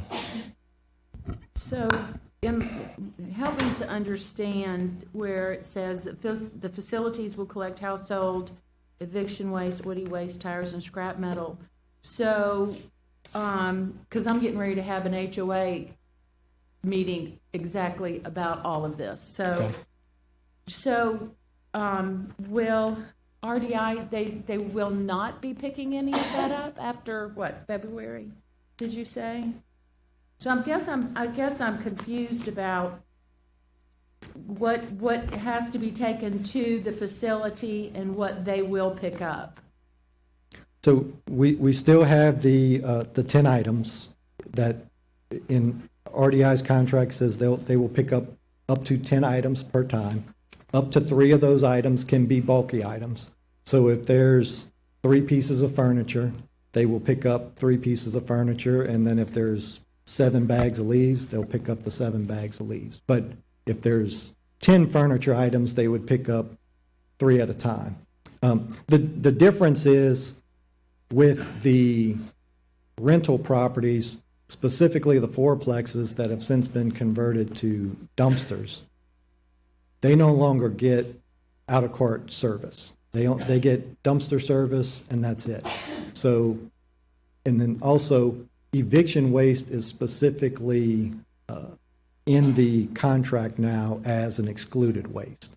So those items that are not in RDI's contract, we're trying to give people a closer mechanism to go bring those items, because right now they ultimately they end up on the curb, and then it turns into a blight item. So say if I have 20 items out, RDI will come out and pick up 10, and there's Miss Man. So they'll come and pick up 10, then I have the option to take the other 10 to the waste site. That's right. You have okay. you have 3 options. You can take the other 10 to the dump site. You can leave them out there and they would pick them up the following week, or you can call them for a price and they'll give you a price to haul those items off. So it's whatever the homeowner wants to do. So who would they call to get a price from to haul the things off? That's on that green card from RDI. Gotcha. Okay. Yes, ma'am. I was going to ask you another question. I can't remember. Darn. Okay. Thank you. Councilmember Dunn. Thank you. Adam, we talked in detail about several things about this, but I want you to speak to the mechanisms, and I know they're not all the way flushed out, but some of the mechanisms we talked about to make sure that these are East Baton Rouge Parish residents utilizing these collection facilities and individuals not coming from out of parish, and we're paying for that. Just kind of talk about some of the things that we discussed and some of the things you're exploring to make sure that that's not out of parish people utilizing the facility. Right. Yeah, we're gonna we do need to make a major public outreach push on a lot of this, and not only this, but also just making sure items are set out at the curb properly, that type of thing. So we have I reached out to Octagon Media this morning to look into how can we maybe make some cartoons that catches a lot of people's attention. And look, I'm not on social media. If you search me, you won't find me. So that's why I leave it to the professionals, and I will we will work with them to get the message out there through various channels to make sure that everybody is aware of what's going on as we're working through this. And that's another point we drove home, and I think we roll out these initiatives, and the public doesn't really know how they're implemented or how to utilize them. But I was specifically talking about the ID cards and the technology. Oh, I'm sorry, yeah. And all of that. Right, yeah. And the other thing too, these are not open to contractors. This is not intended for contractor waste. The contractor waste is that it needs to be disposed of at the landfill where they have an account and all that good stuff. But yes, we will be checking ID cards. We will also be tracking it so that we can see, hey, how many times has this person come? If the same person comes 3 times in 2 days, well, then obviously they're operating a business, and it's not just a homeowner driven item there. So we will be looking at the usage and making sure that it's not being abused. And finally, the landfill, you mentioned the landfill. A lot of this can be done at the landfill now, and you're proposing these 2 collection sites to start with, but the landfill is a third option that's already up and running, and you explore other options as this pilot rolls out. Yes, sir. Yes, and again, and that's why we're looking at how far, at some point as we go north in the parish, the thought is that, well, you're closer to the landfill than you are to one of these. So we'll take that into consideration. But yeah, if you're a resident, you can bring a driver's license, a water bill, whatever the case may be, just to show that you're a resident, and you can bring these items there now. Thank you. Thank you for the report, Adam. Thank you. Council, is it a pleasure to hear from Ms. Mann? Are we good? Ms. Mann, you dodged it tonight. Councilmember Noel. Adam, one more thing just on what you spoke about, I wanted to ask. So you talked about it's going to be looked at to make sure somebody's not abusing it. The landfill right now has a limitation. I want to say I don't want to guess, but maybe it's like 3 times a quarter or something. They have a limitation on how often you can go. Are we going to have a specific limitation on the amount? I just feel like if it's left up to the discretion of the person who might be sitting there looking at it one day, that's problematic. So are we going to have a defined, like, hey, you can only come this many times in a month? There will be policies, and they will be posted, yes. Okay, We're working through that. We still need I know they do this in Terrebonne Parish, they do it in Jefferson Parish, so we're looking at what they do and to try to make sure we've got the right things in place. And then beyond that, checking on the items and saying, I hear you saying not contractor items, and I think that's advisable, certainly, but I know I've had people who've contacted me before who've had that issue going to the landfill, and the landfill's pushing back on them saying this is contractor, and it's really just a disassembled swing set from his backyard along with other items, and it could look like that, but if you look a little closer, and so I don't know if there's some training that might be needed just to be able to identify or, make sure that I think there always needs to be an element of benefit of the doubt, and remember that public service, we are serving the public, and so let's try to serve them rather than be obstructionists when they do come. Because in that scenario, and it's anecdotal, but in that scenario, that was exactly what it was. He had some stuff, just a handful of items, and then he had a swing set from his backyard, and he sawed it up so it would fit on a trailer. Right. And at a glance, it could appear as construction debris, but that obviously wasn't what it was, and it became an issue that needed not be. So. Right, and yes, and that was something that we discussed with them not long ago, and we'll have to continue to do that, make sure. And the other thing, I'm glad you brought that, just to point, these collection facilities, they will be manned. The city parish had these years ago, before my time, 15, 20 years ago. At that time, they were not manned facilities, and that did result in a lot of problems. These facilities will have personnel there to make sure that things are going in the right place. Everything's being done the way that it should be. Okay, and I do believe West Feliciana has a collection facility, a centralized location for recycling as well, which is something we might want to look at as a big cost savings. If you want to recycle, go bring it here. Thank you. Good deal. Thank you. Anybody else? Oh, I'm Thank you, Adam. I do think, Councilman Quick Amoroso. question. So, Adam, how is Christmas and New Year's going to run?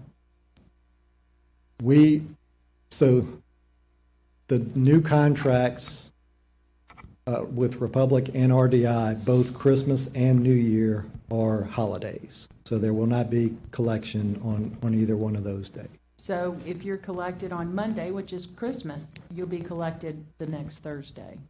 That's right. If you're Monday, Thursday. That's right. Okay. Thank you. Councilman Moe.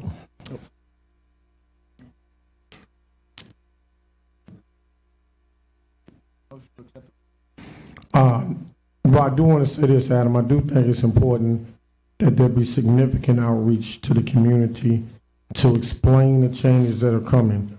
And it might even be good to get on the agenda at the school board to explain to parents what's coming, because that is where you're going to reach the most families who are going to be affected by this.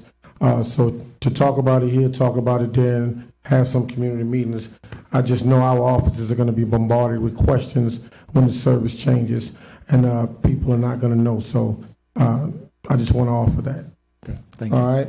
Item 179, receiving a quarterly report from East Baton Rouge Parish Communication District. Councilmember Gode. Who's that? Didn't he just give us a report?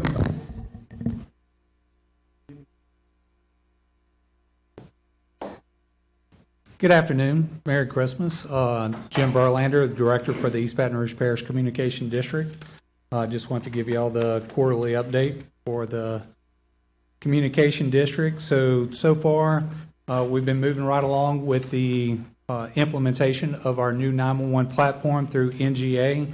We have, as of yesterday, we have all the agencies except for our last primary PSAP transferred over to the new 911 platform. So we've also have been moving forward with our backup facility, which we call the BUC, the Backup Unified Communication Center. We've moved the communication district offices in there, and we're currently in the process of ordering the equipment for the backup positions in there and starting to install it. And then we've also have been moving forward with a north tower to cover the north end of the parish towards the Zachary area with a new radio tower for first responders. We've located the site, and we've started moving forward with the selection of a company to start doing soil testing for that location to make sure it's adequate for a tower. So that's all I have at this time. That is by far the best report I've heard in all the time I've been on the council. Councilmember Gode. Thank you. Thank you, Jim. Are all the... I'm sorry, Councilmember Gode. Is anyone here wishing to speak on the item? Councilmember Gode. Thank you.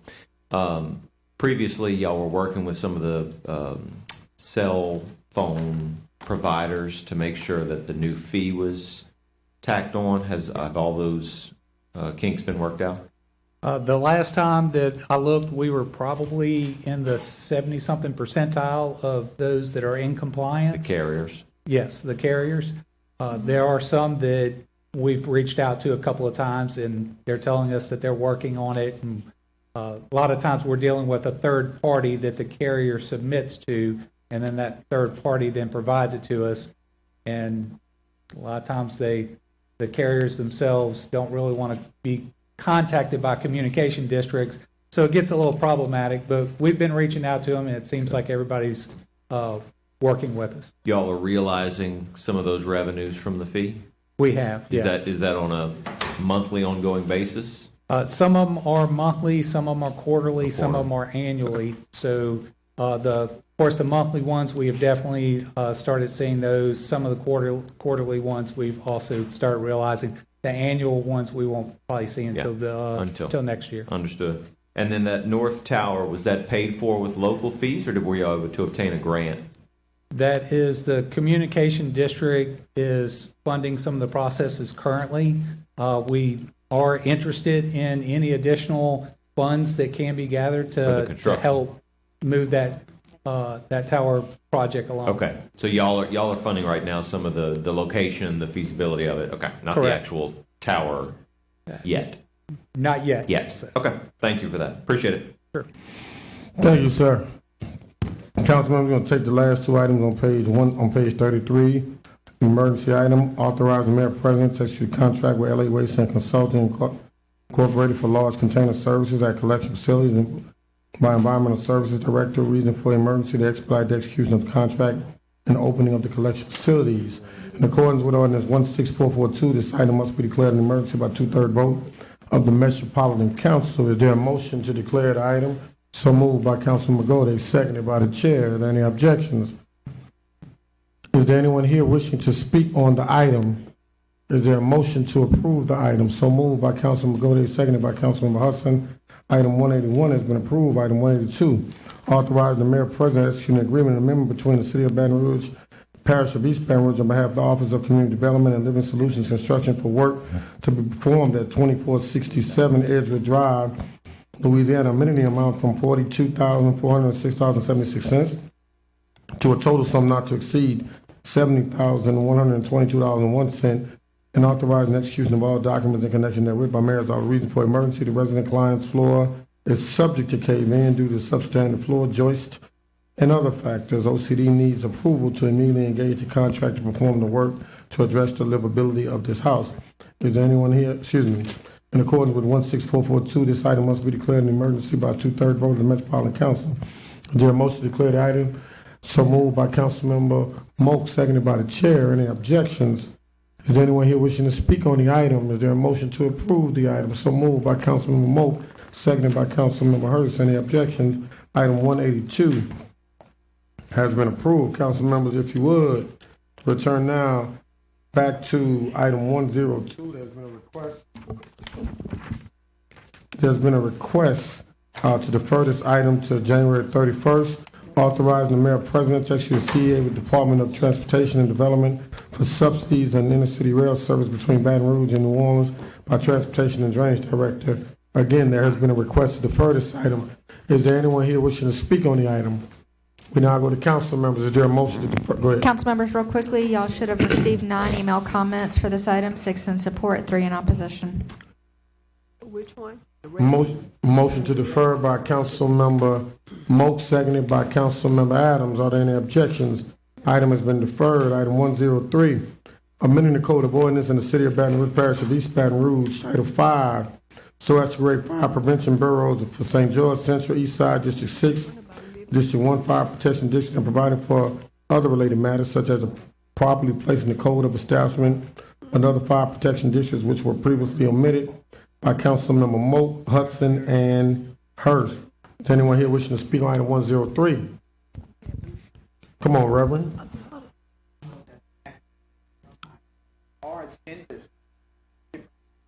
Yeah. Okay, let's pause for the calls. I think the folks outside should have replacement agendas that have the correct numbering. So the correct ones are outside with the correct numbering on them.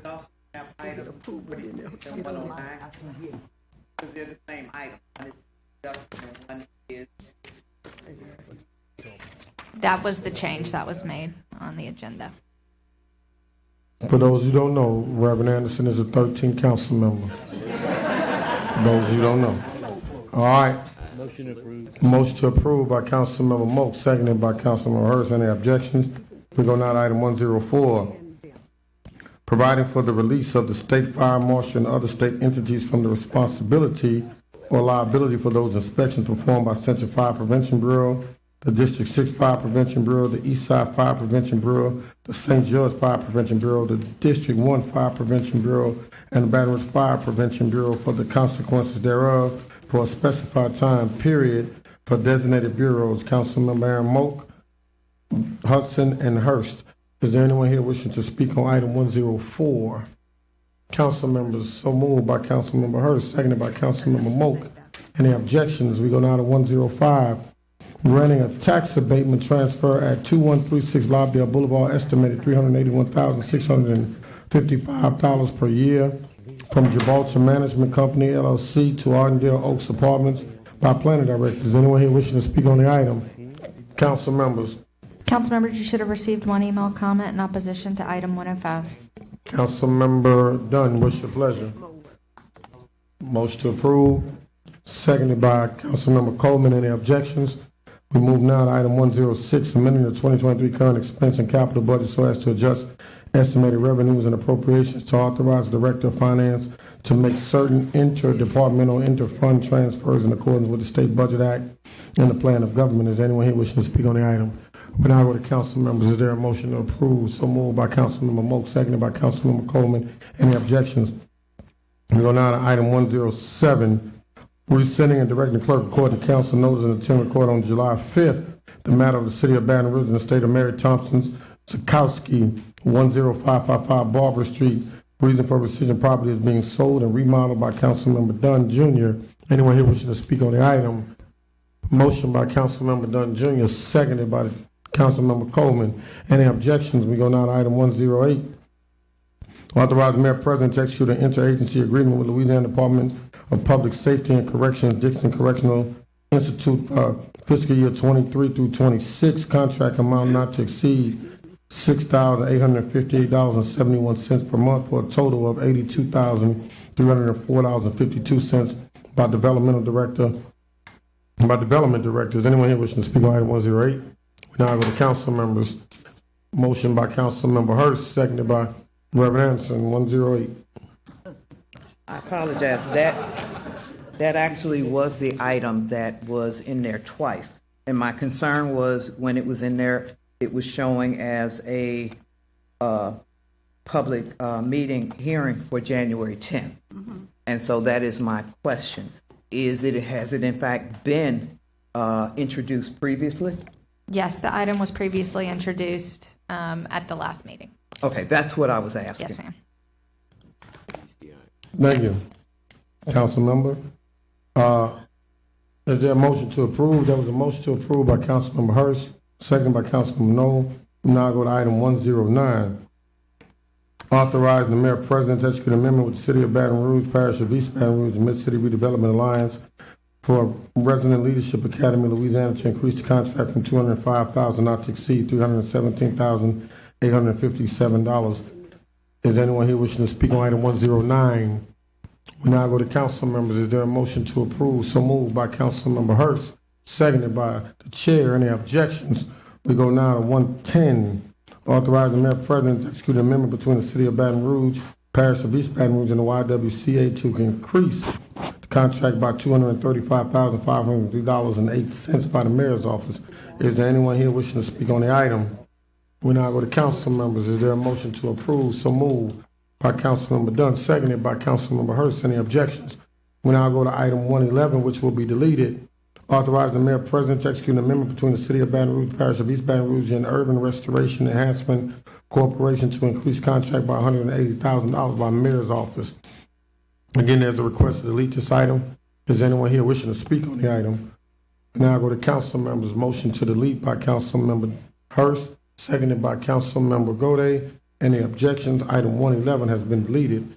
Item 112, authorize the Mayor President to execute a supplemental agreement number 21 to the contract with CH2M Hill Engineers for program management services for Phase 2 of Baton Rouge Sanitary Sewer Overflow, resulting in an increase of the contract amount not to exceed $3,650,000 and an extension of contract time to December 31st, 2024 by Environmental Services Director. Is anyone here wishing to speak on item 112? So, Council members, you should have received one email comment in opposition to item 112. so moved by Councilmember Adams, seconded by Councilmember Knoll. Any objections? Item 112 has been approved. Council members, we're going to take items 113 through 120 together unless there are changes. Item 113, authorize the Mayor President and/or Brosco to execute amendment number 9 with Baton Rouge Inspection Coalition for construction and inspection support services in connection with the annual construction inspection support, resulting in an increase of the contract amount not to exceed $550,000. Item 114, authorize the Mayor President or Brosco to execute amendment number 11 with EMC Consultants for construction inspection support services in connection with annual construction inspection support, resulting in an increase in the contract amount not to exceed $1,150,000. Item 115, authorize the Mayor President or Brosco to execute amendment number 13 with GOTEC for construction inspection support services in connection with the annual construction inspection support project, resulting in an increase in the contract amount not to exceed $500,000 by Environmental Services Director. 116, authorized Mayor President to execute supplemental agreement number 12 to the contract with Compliance Enviro Systems for professional services in connection with the annual parish-wide sewer cleaning and physical inspection services, resulting in an increase in the contract amount not to exceed $4 million. Item 117, authorize the Mayor, President, and/or Brosco to execute amendment number 6 to the contract with Warden Smith Incorporated for valve maintenance services for an amount not to exceed $400,000. Item 118, authorize the Mayor, President, and/or Brosco to execute amendment number 6 to the contract with K3B LLC for pump station lawn maintenance for an amount not to exceed $175,000. Item 119, authorize the Mayor, President, and/or Brosco to execute amendment number 7 contract with WP Enterprise LLC for pump station lawn maintenance for an amount not to exceed $100,000. And item 120, authorize the Mayor, President, and/or Brosco to execute number 6 contract with Caruth Holdings LLC for pump station lawn maintenance for an amount not to exceed $100,000 by Environmental Services Director. Anyone wishing to speak on items 113 through 120? Motion to approve by Councilmember Adams, seconded by Councilmember Hurst. Any objections? Those items have been approved. All submitted by Environmental Services Director. Item 121. Authorize the Mayor President to execute amendment number 5 to the contract with DRC Emergency Services LLC to add a day rate of $2,250 to assist with collection of blight and illegal dumping in the right-of-way by Environmental Services Director. Anyone wishing to speak on this item? We now go to council members. Is there a motion? So moved by Council members, Councilmember. quickly, you should have received one email comment in opposition to item 122. So moved by Councilmember Hurst, seconded by Councilmember Adams. Any objections? Item 121 has been approved. We're going to take 122 and 126 together unless there's adjustments. Authorize Mayor President N.O.A. Brosco to execute contract with Black and Beach Management Consulting for a 2024 cost of service sewer user fee rate study for an amount not to exceed $80,000. Item 123, authorize Mayor President N.O.A. Brosco to execute a contract for engineering service with Pivotal Engineering in an amount not to exceed $149,500. Item 124, authorize the Mayor President N.O.A. Brosco to execute a supplement agreement number 18 for the contract with Arco Company Services for a fee not to exceed $2,150,000.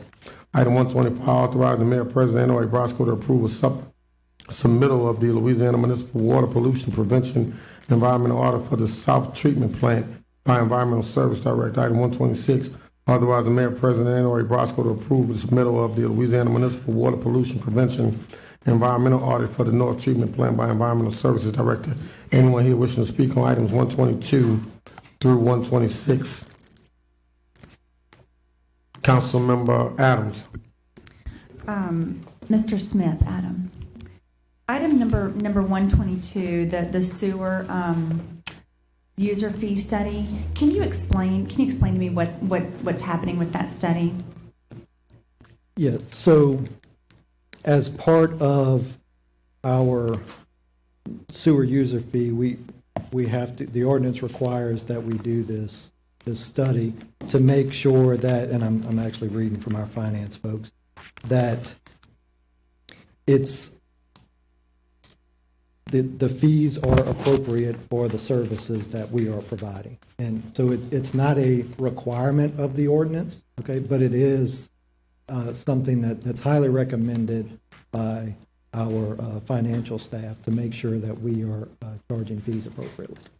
And so if this study was to determine that we're collecting more money than we need to, would that make any difference? I mean, is that 4% set in the consent decree and just is what it is, or is that something that we could actually adjust? No, so the 4% is not in the consent decree.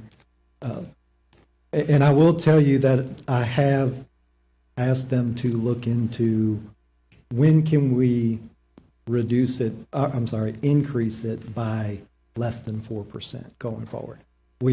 But we are required to pay off all of our debt. And so our debt, we have not gotten to the point where our debt service has peaked yet. Okay. So we're still going towards that. So we do need to still increase it. But hopefully, we're looking into when can it be 3% instead of 4%. So we are looking into that. Okay, and so that this study should assist with that.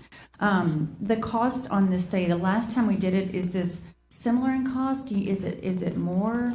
I've had a constituent reach out and felt like the cost should be more around $50,000 for this contract. That I'd have to get back to you on that. I will tell you that Black and Veatch is the one, they've got our sewer system model, our financial model. They're the ones that have it. It's most efficient for them to continue providing that service. I don't recall what it was last time, but I can get that to you. That, I would appreciate that. That would be great. So let's hope that rate of increase decreases. That would be awesome. Thank you.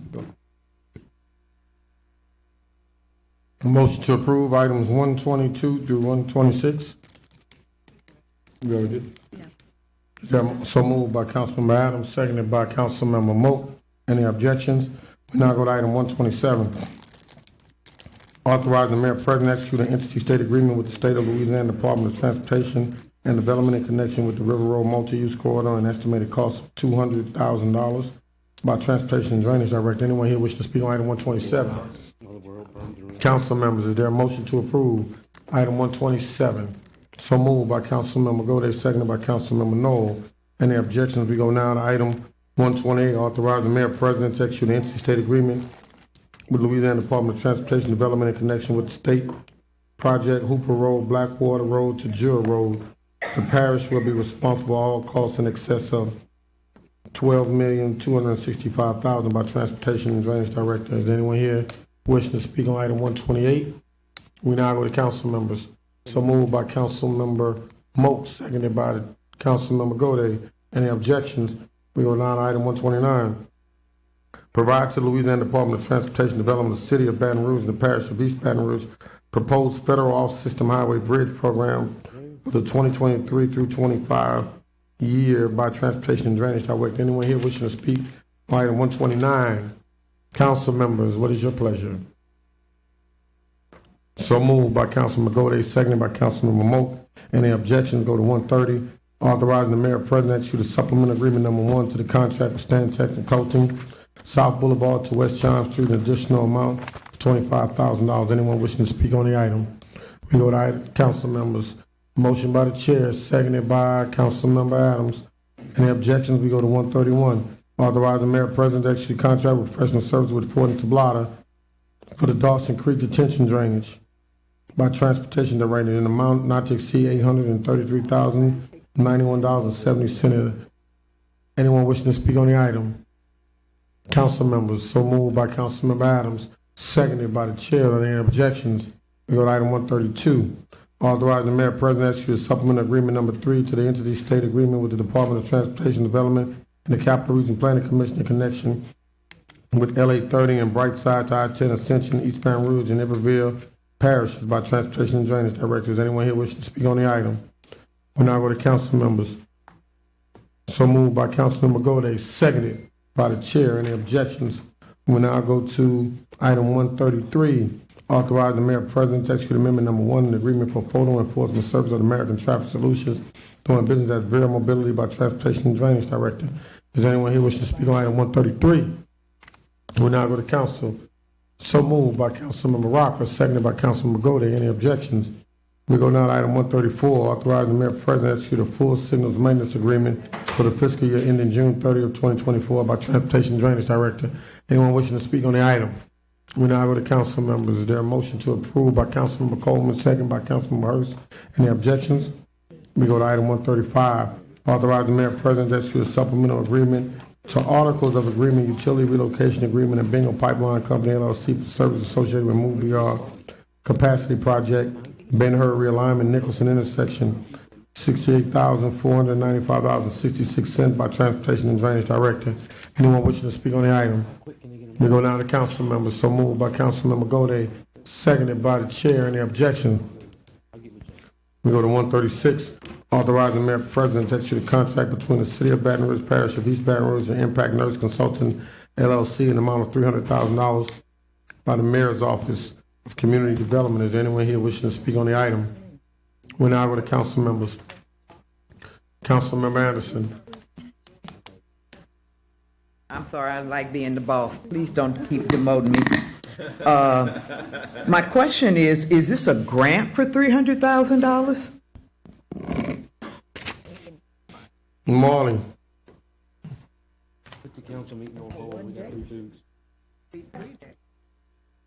So Ms. Darrell does run this program, so I'm going to lean to her for some of the technical answers here, but it is a reimbursement grant opportunity that we're running through federal resources for healthcare services provided in the wake of COVID. And Ms. Darrell, please feel free to provide more technical details there. Good afternoon. Happy holidays and good afternoon. You all may recall that you approved a similar project in April of this year. That was a day-and-a-half event that was rained out for the most part. We had to turn away almost 400 people alone, and because we had some surplus funds, we were able to contract with the same provider, but we're able to expand that, to extend it a little longer over that period of time, to be able to provide free eyeglasses, free exams, free dental services, and a cadre and myriad of other services and programs. My understanding is the previous event was out the door with the people who were waiting. Oh, of course, yes. Mike Marley. Go ahead. They were wrapped around the River Center, and unfortunately, a lot of them, until they got into the triage area, the waiting room, it was determined that because of the services they were interested in, we had already reached an influx of people. One person in particular, as I recall, he received 8 root canals that day, and which would have cost him in excess of over $1,000. So in reaching the grant goals funded by the Office of Minority Health to provide services, health access, and also community resources and health education to marginalized and vulnerable populations. This is the purpose that this supported, and the event, while it was to outreach any person in the community who was eligible, we had a wide array of diversity and serving individuals who happen to be representative of the African American and Hispanic community, but also serving all aspects of the community. Thank you. Any other questions? Reverend Anderson, Marley, y'all can talk on the side if those questions are specific for her. Well, my question if they're was, for is us, this a grant, and I heard come to the mic, Reverend Anderson. I'm sorry. Yeah. Well, we don't necessarily call them grants. We refer to these as contracts within the Office of Community Development, as most cases across city parish departments. All our grants are reimbursed. And we are the Office of Community Development, the city parish. We are the grantee, and we are subcontracting with multiple entities, and this just happens to be one. What's the source of funding? The U.S. Department of Human Health and Human Services, Office of Minority Health. That's what my question Okay. We didn't know if you thought this one particular. Thank you for the clarification. That was literally, where is the money coming from and who? All right, y'all got it? Thank you. Y'all got that? All right. Items 137 through 142, we're going to take together. Those of you who are having conversations, please turn your mic off. You need a motion to approve 136. Motion by Councilmember Gode, seconded by the chair. Any objections? 137 to 142, adjudicated properties. Before we do that, I need a motion to reconsider items 18 through 39. Oh my gosh. Council members, these are the adjudicated property introductions, which are always introduced a month in advance because y'all moved the council meeting from the 24th to the 31st of January. We just need to reconsider the adjudicated property introductions so that you can introduce them for public hearing on January 31st, and we can properly advertise them. Motion by Councilmember Hurst, seconded by Councilmember Hudson. We're now back to the introduction, Councilmember Beck. Now we need a motion to introduce items 18 through 39 for public hearing on January 31st. So moved by Councilmember Rocker, seconded by Councilmember Hurst. Any objections? Items have been introduced. Thank you. Now I need a motion to we good? All right. We're going to adjudicated properties, council members. Page 24, item 137 through 142 we'll take together. Lot 6 and 7, square 28, District 5. motor owned. Item 138, Lot 2 and Square 19, subdivision Duchesne Place. 10, motor owned. Item 139, Lot 11 and 13, Square 241, subdivision Suburb Fayroe. District 10, motor owned. Item 140, Lot 5, subdivision Crestworth. District 2, motor owned. Item 141, Lot 14, subdivision Suburb Swart. Item 10, motor owned. Item 142, Lot 461 and 462, Melrose East, District 6, motor owned.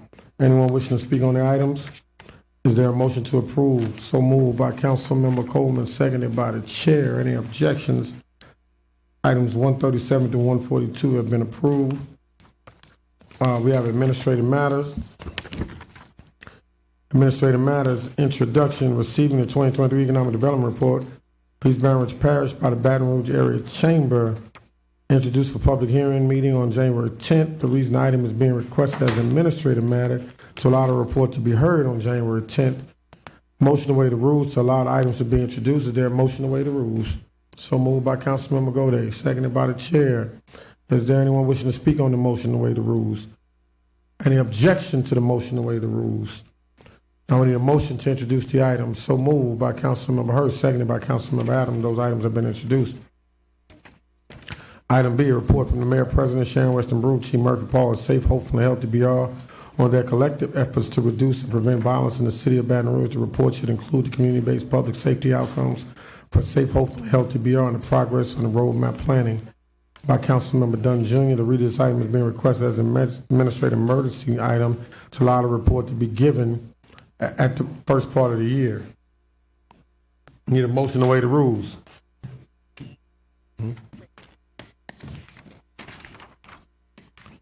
Gotcha. Need a motion to waive the rules. So moved by Councilmember Dunn, seconded by Councilmember Hudson. Is anyone here wishing to speak on the motion to waive the rules? Are there any objections to the motion to waive the rules? Motion to introduce the items. So moved by Councilmember Dunn, seconded by Councilmember Hudson. Items have been introduced. Thank you. Council members, we go to item 143. Cheneyville Volunteer Fire District, consideration of replacing Harold Kirby, whose term expired on December 31st. This item was deferred. There's no one on the ballot for 143. Is anyone wishing to speak on the item? You want to speak? We're going to entertain a motion now to defer this item. And we're going to defer till Let's do February 14th. February 14th. So moved by Councilmember Adams, seconded by the chair. Item 143 has been deferred. Library Board of Control, consideration or replacing Martha Garisco, who is not seeking reappointment. The current ballot is John Costanis, Gary Deschamps, Ann Huff, Darrell Hurst, and Ronnie Pierce. Anyone wishing to speak on the item? Now I'll go to council members. Councilmember Dunn. Councilmember Adams. I'd like to nominate Ronnie Pierce. Is there a second? Seconded by Councilmember Hudson. Councilmember Dunn. I'd like to nominate Councilman Hurst. We're going to vote on the machines. We're going to vote on the machines. We're going to take them in the order of the nominations this evening. Where's Councilman? No. Are we going to? Councilman Mamarosa. Are we going to vote on each one of them on the machine? Yeah, we're going to vote on all of them. On each one of them? Yeah. Because I'd like to nominate John Costanis. Oh, there you go. No. Yeah. You only have to vote for the person you're voting for. Council members, I'm going to open the machines for, and we're going to go in order that the ballot appears on your agenda. You only need to vote yes for the person you want to vote for, and you can only vote once in this first round. The machines are open for John Costanis.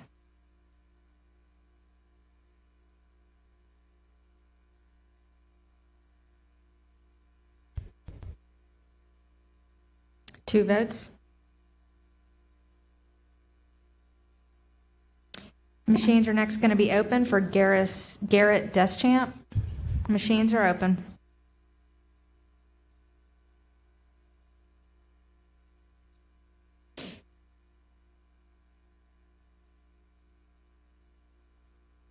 0 votes. Machines are next going to be open for Ann Huff. Machines are open.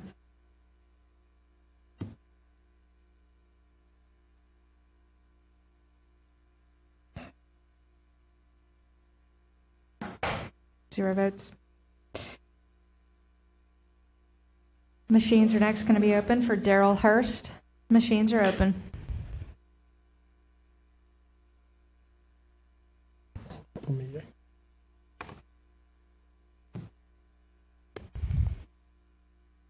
Seven votes. Mr. Hurst has been appointed.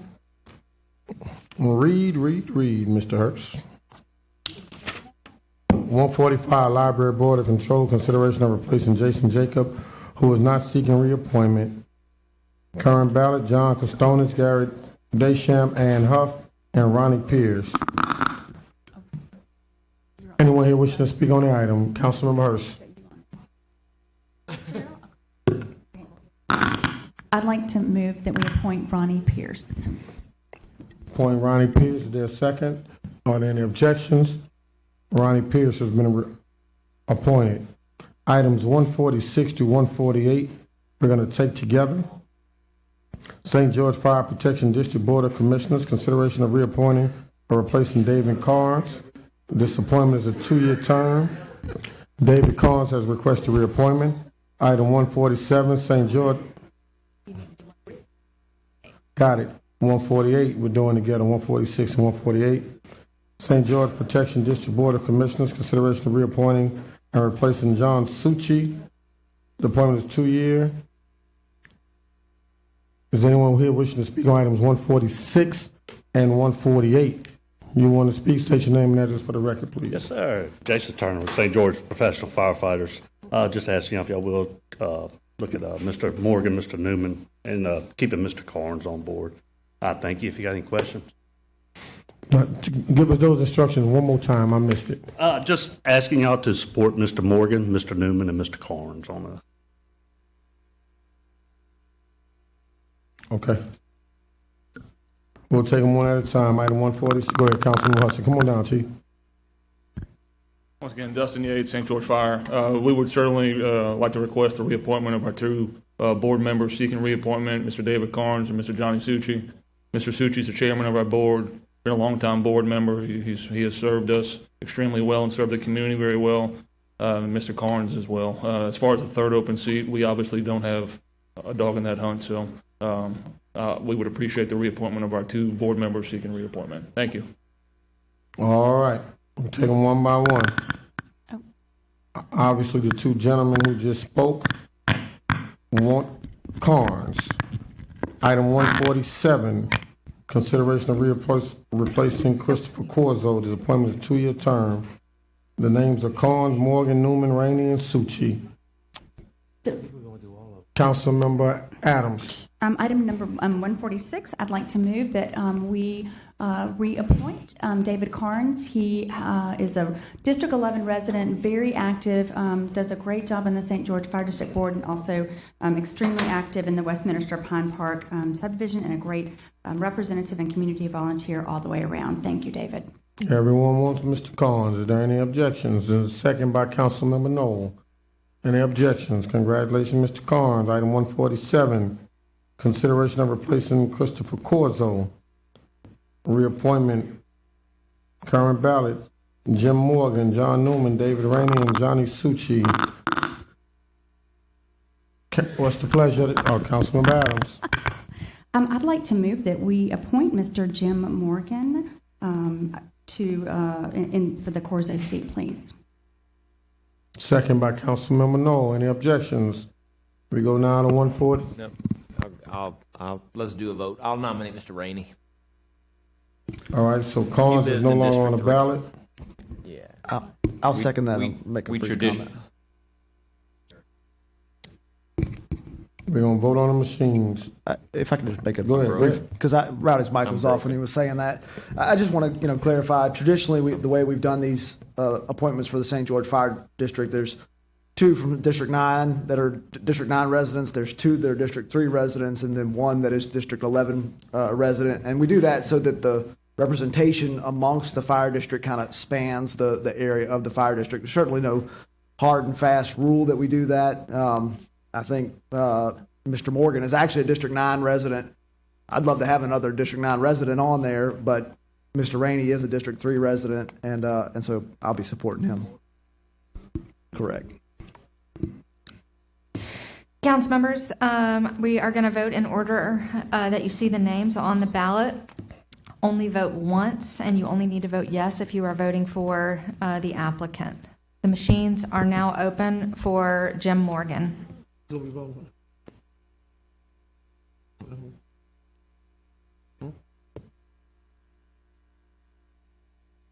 Yeah, give me Morgan too. 8 votes. Mr. Morgan has been appointed.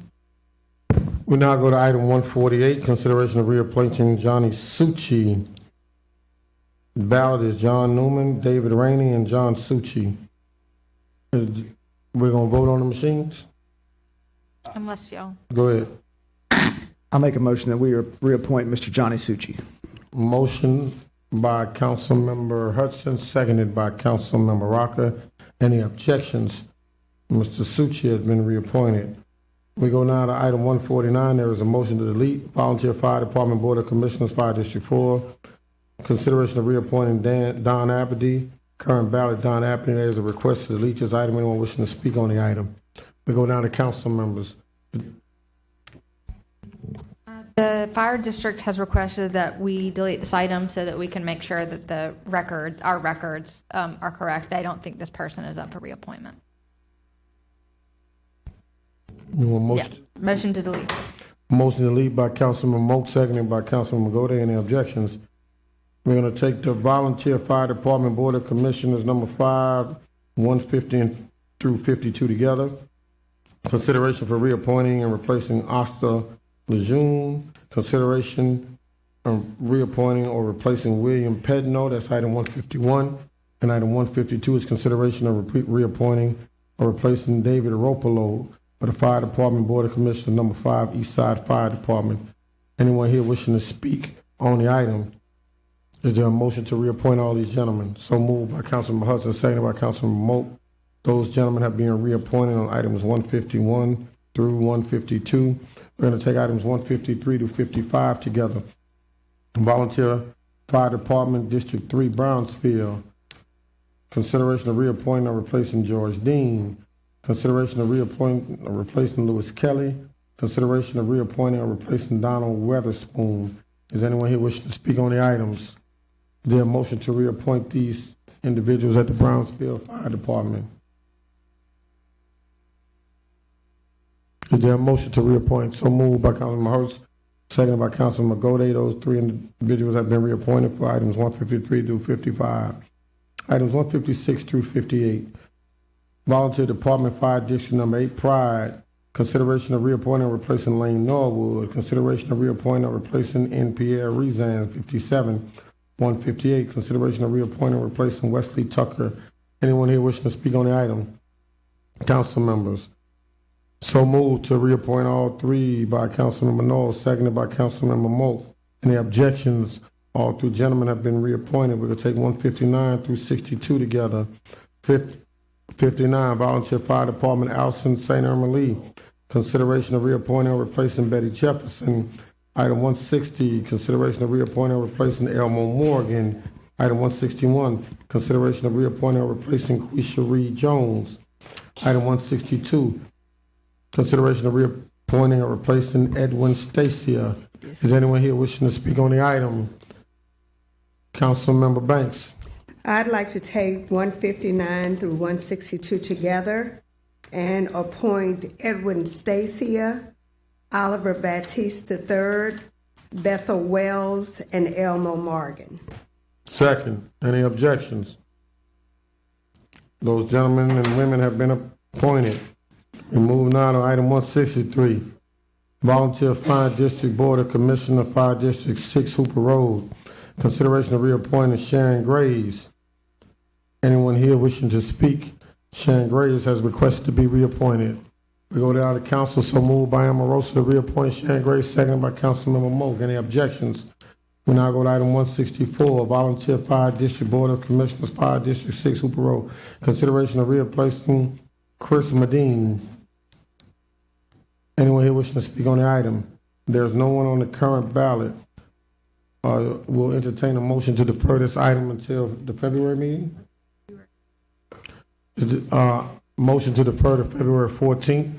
Is there a second? So moved by myself, Chair, seconded by Councilman Coleman. Item has been deferred to February 14th. Moke, you talking about this item? You good? We good? Okay. All right. We go now to items 165 through 170, which are change orders. Jones Creek Regional Branch Library, water main rupture repairs. Contractor J&W Contractors Incorporated, change order amount credit, $1,665. Item 166, Jones Creek Regional Branch Library, water main rupture repairs. J&W Contractors, change order amount, additional 56 days. Item 167, Juvenile Court Lobby Courtroom Renovations, Contractor Luster Group LLC, change order amount, add 255 days, $15,538 credit. Item 168, East Baton Rouge Parish Emergency Generators, Contractor Buffalo Electric, change order amount, $15,000. Item 169, NWWTP Final Effluent Pump Electrical Upgrades, Contractor Ernest P. Bro Electrical LLC, change order amount $86,017.01. Is there anyone here wishing to speak?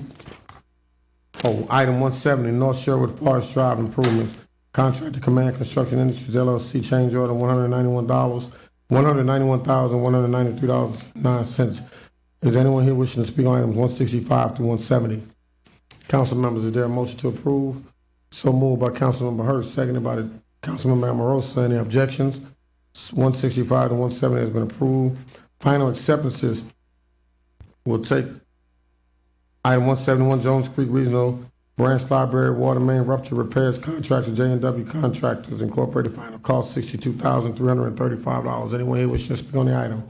Council members, is there a motion to approve? So moved by Councilmember Hudson, seconded by Councilmember Hurst. Any objections? We go to 172, restroom renovations at Human Resources Building, Contractor Capital Area Construction LLC, final cost $223,000. Anyone here wishing to speak on the item? We go to council members. So moved by Councilmember Dunn, seconded by the chair. Any objections? Item 172 has been approved. Council members are going to take items 173 to 176 together. Supplemental maintenance, testing, and monitoring of fire alarm smoke detectors, Allied Systems, $78,492. Item 174, architectural services, boiler replacement, Old Baton Rouge Junior High building, corporate mechanical, $98,611. Item 175, Flannery Road, Florida Boulevard Area Rehabilitation Project Phase 3, NCMC LLC, $1,163,000. Item 176, Annual Parish-wide Street Sweeping, Elite Waste and Construction Services LLC, $131,400. And anyone here wishing to speak on these items? When I go to council members, is there a motion to approve? So move by Councilmember Dunn, seconded by the chair. Any objections? Item 173 through 176 have been approved. Councilmember Amorosa. Motion to adjourn. I want to say to all of our city parish employees who have sat through all of these meetings with us since January, some have been an hour long, some have been 20 hours long. We know you had to be here, but we sincerely appreciate you, your hard work. We want to thank MOSEP for preparing us. We had a pretty decent year. Don't know what 24 will bring. We want to thank BRPD for your efforts. We want to thank the fire department. I want to thank everybody in the chamber. We sincerely appreciate you. We made it through another year. Hope to see you in 24. Darryl Hurst. Hey, I want to invite everybody out this weekend. We had to reschedule the December to Remember, but we have 20 tons of snow. We have Polar Express train, mechanical bull, 6 to 7 craft stations for your kids, reading room is closed, movie on the green. There's a whole lot more going on. So make sure you come out, North Sherwood, Forest, and Big Bend. So come enjoy yourself and have a December to Remember. Thank you. And also, I'd like to invite everybody out to Breakfast with Santa December 21st, Thursday, December 21st, 4141 Gus Young. Everybody in here, if you have not purchased a toy for a child, feel free to donate some toys for the needy children in our community. Thursday, December 21st, Capitol Elementary School, Breakfast with Santa and Toy Giveaway. Councilmember Dunn Jr. Yes, I'd like to invite everybody out to our annual Christmas toy giveaway at the Amazon Fulfillment Center on Monday, December 18th at 10 a.m. And if anybody want to donate any toys, feel free to contact our office. As always, Councilmember Moak. Can I see everybody down front in front of the poinsettias, please, before you leave, right quick? As always, protect your mental health and read to your children tonight, tomorrow night, all through the break and back in 24. And have them read back to you. Best way to increase reading comprehension. Merry Christmas, everyone. Have a happy new year. See you in 2024.